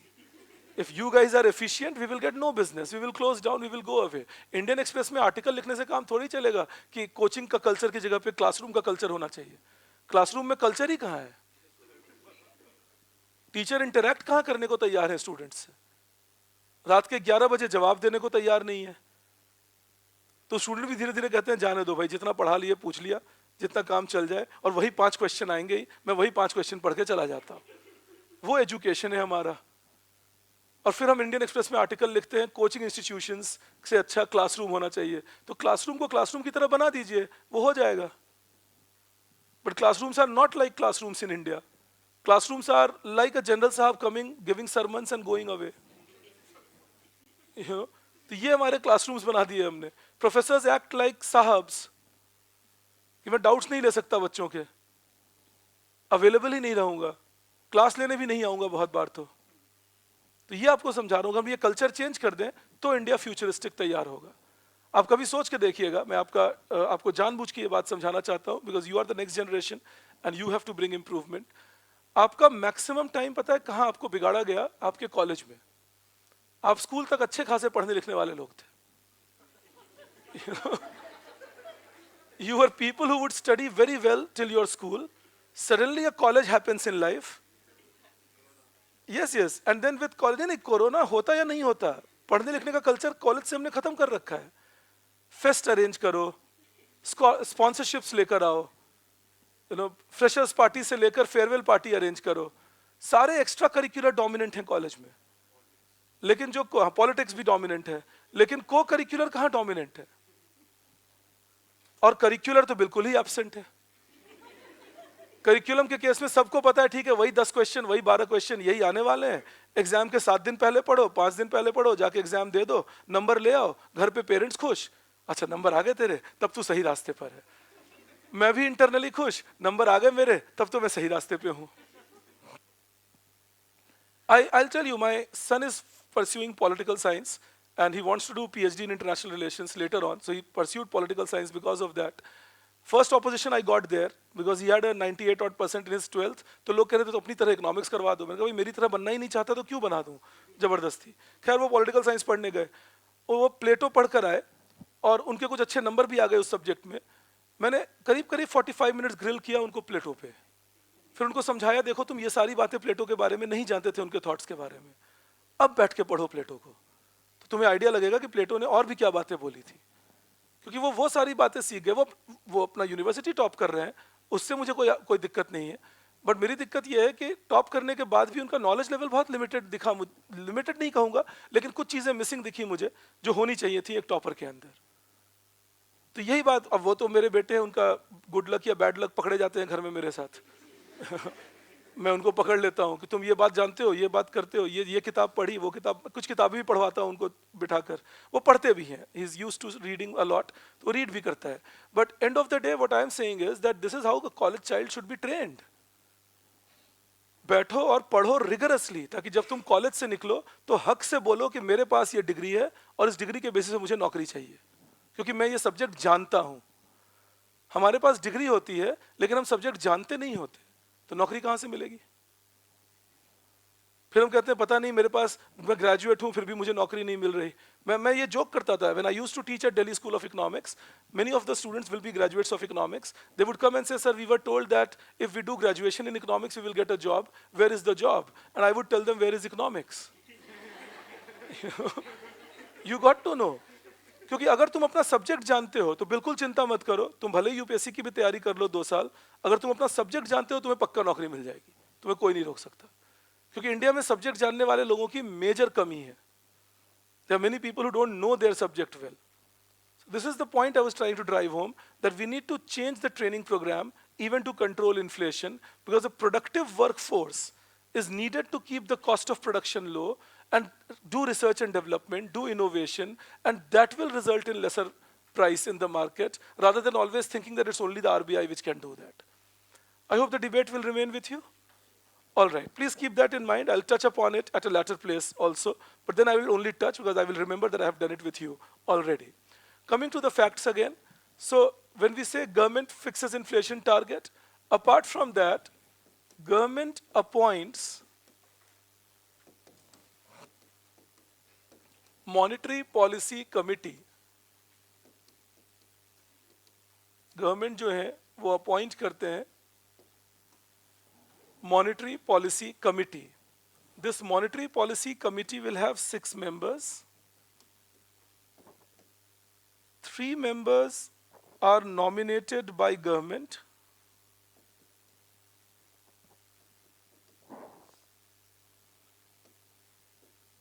And another 3 members are of RBI. The 3 members of RBI are ex officio by the virtue of their office. The RBI governor, the deputy governor responsible for money printing, and the deputy governor responsible for money circulation. All right, these are the 3 members automatically who will get the part of MPC. This monetary policy committee will meet every 2 months to determine values of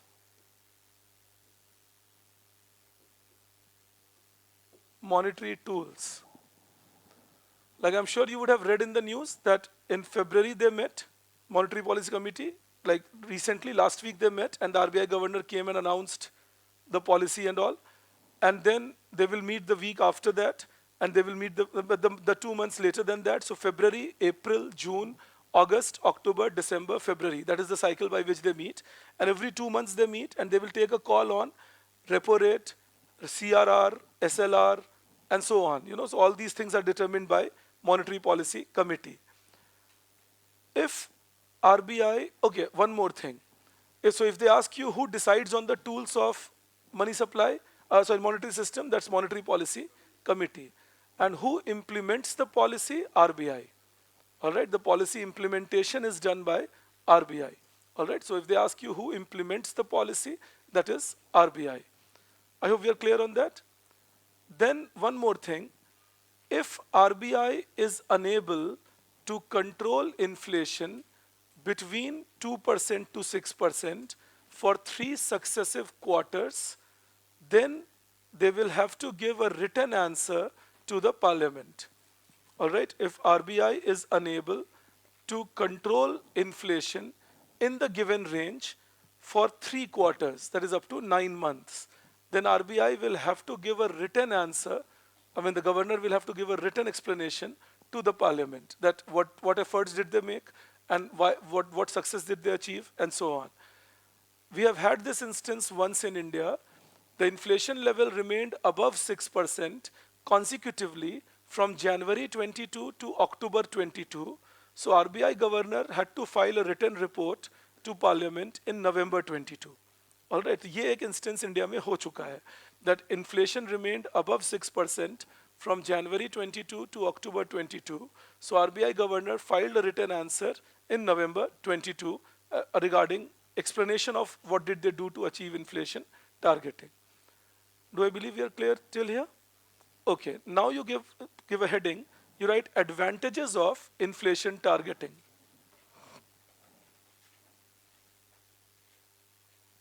True, Vitan, you are right.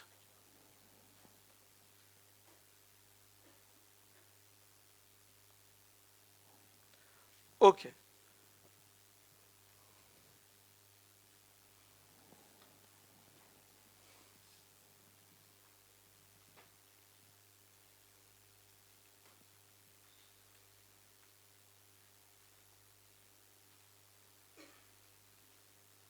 You write first point. It helps in better targeting. It helps in better targeting as it allows RBI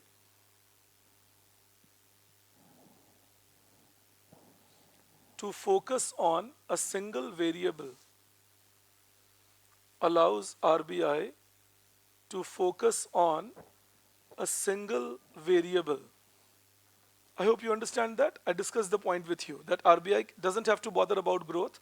It will be on a single variable. But remember one thing, when I say RBI doesn't have to bother about growth, it doesn't mean RBI doesn't consider growth. There are three possible policy stance that RBI can take during inflation targeting. One is what is called dovish or accommodative.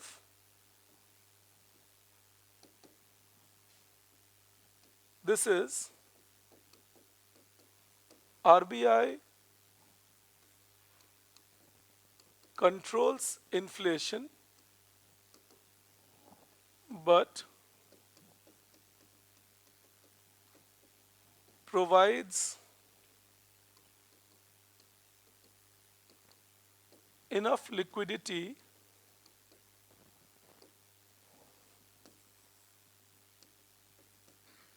such that growth is not obstructed. That is why accommodative. What is RBI accommodating? Growth. All right, तो liquid inflation control करते हैं लेकिन इतनी liquidity देते हैं ताकि growth भी होता रह सके.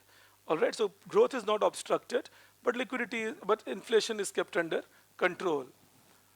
But then suppose if economy has consistently high inflation and RBI is unable to accommodate any further, then they say that we are withdrawing accommodation.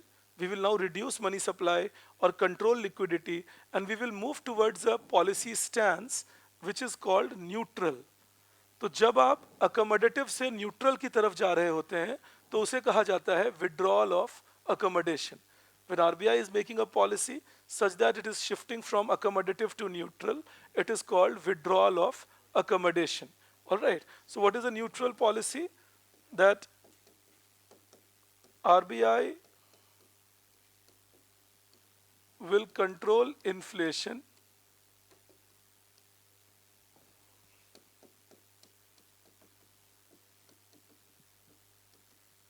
and provide liquidity such that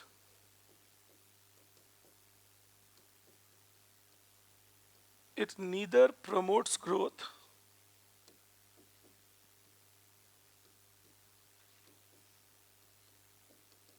nor obstructs it. That is why the name neutral. All right, that RBI will say that we are controlling inflation and we will give sufficient liquidity, but we will give you liquidity such that we are neither controlling growth nor promoting it. Growth will now be a function of government policies, fiscal policy, structural reform. So RBI is neither pushing growth nor controlling growth. All right, RBI is neutral about growth. RBI is focusing on controlling inflation.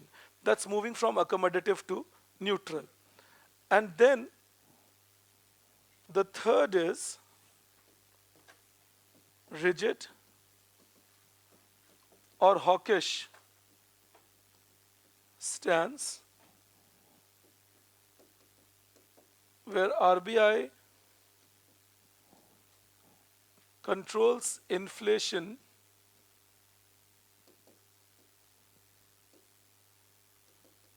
even if it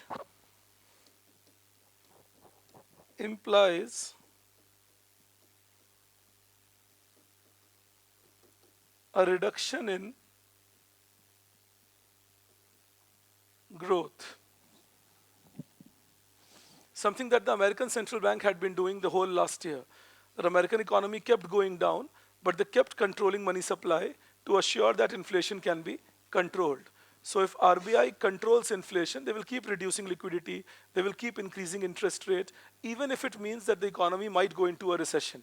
They're still not concerned. They say, no, my concern is controlling inflation. I'll do that even if I push you into a recession. All right, that is called a hawkish or a restrictive policy. So these are the three policy stance that central banks can take under inflation targeting. So if somebody asks you that under inflation targeting, does it mean central bank has nothing to say about growth? No. The central bank has a talk on growth and they reflect about it through their policy stance. Do I believe we are clear on that? You write the second benefit then. The first benefit was focusing on inflation. Second, you write, it discourages speculation. It discourages speculation.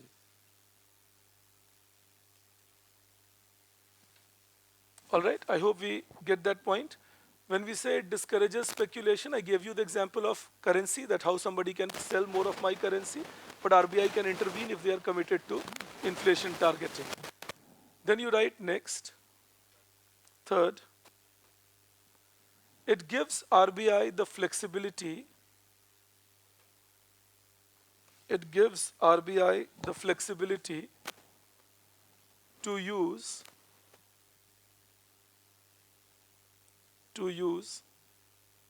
both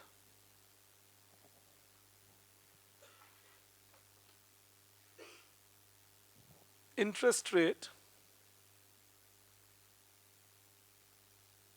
and money supply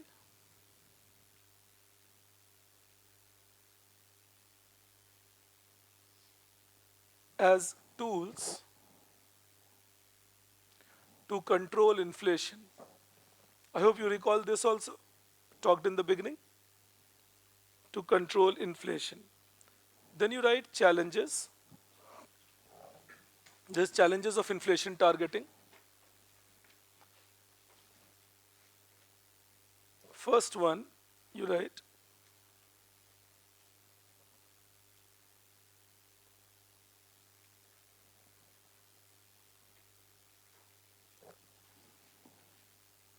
RBI will not be able to control inflation.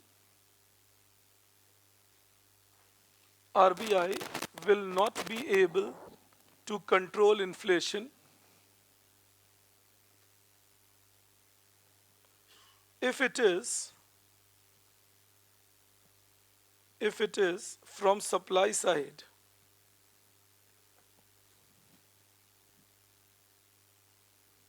If it is from supply side.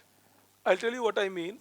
If inflation is happening because food prices are high, or if inflation is happening because fuel prices are high, then increasing interest rate or reducing money supply will not be able to control it.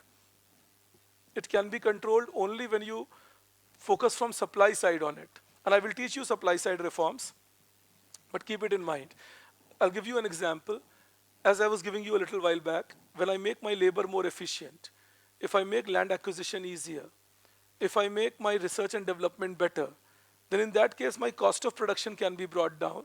So even if inflation is from supply side, I can control it. If I make my infrastructure better, then my fuel consumption will fall.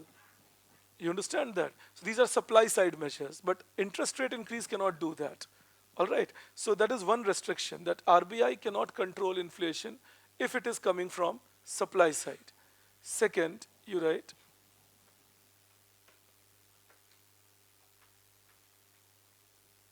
it interferes, it interferes with exchange rate management. It interferes with exchange rate management. Okay, I'll tell you what I mean. Suppose I know that my exchange rate should depreciate. Ideally, I would like to do that. But I am not letting it depreciate because I know that if it depreciates, my inflation will rise. So I'm RBI. I know that ideally my exchange rate should depreciate, should take a lesser value. For it to have a proper value according to real exchange rate, with Reddy sir, you would have done that. Nominal exchange rate, real exchange rate. So I would like my real exchange rate to be stable. But I know that if I let my nominal exchange rate fall a lot, that can create inflation in my country. So I choose not to let it fall. And that's interfering in the exchange rate management because I'm more targeted about inflation. आसान language में अगर बोलूं तो inflation target करने के चक्कर में मैं एक्सचेंज रेट के स्टेबिलिटी को कॉम्प्रोमाइज कर रहा हूं. All right, I am not letting exchange rate depreciate or appreciate for that matter, but say depreciate to the extent that it should, because I don't want inflation to rise. All right, that is a challenge that it can create. I'm not saying it will create, I'm saying it can create. All right, it's a possibility. And third, you write,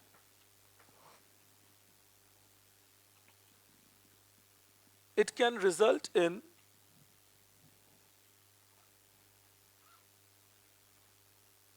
financial market instability. It can result in financial market instability, comma, if the central bank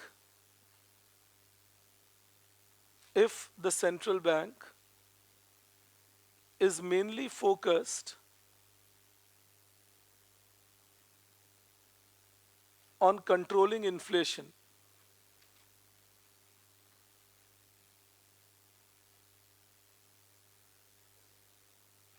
Mainly focused on controlling inflation.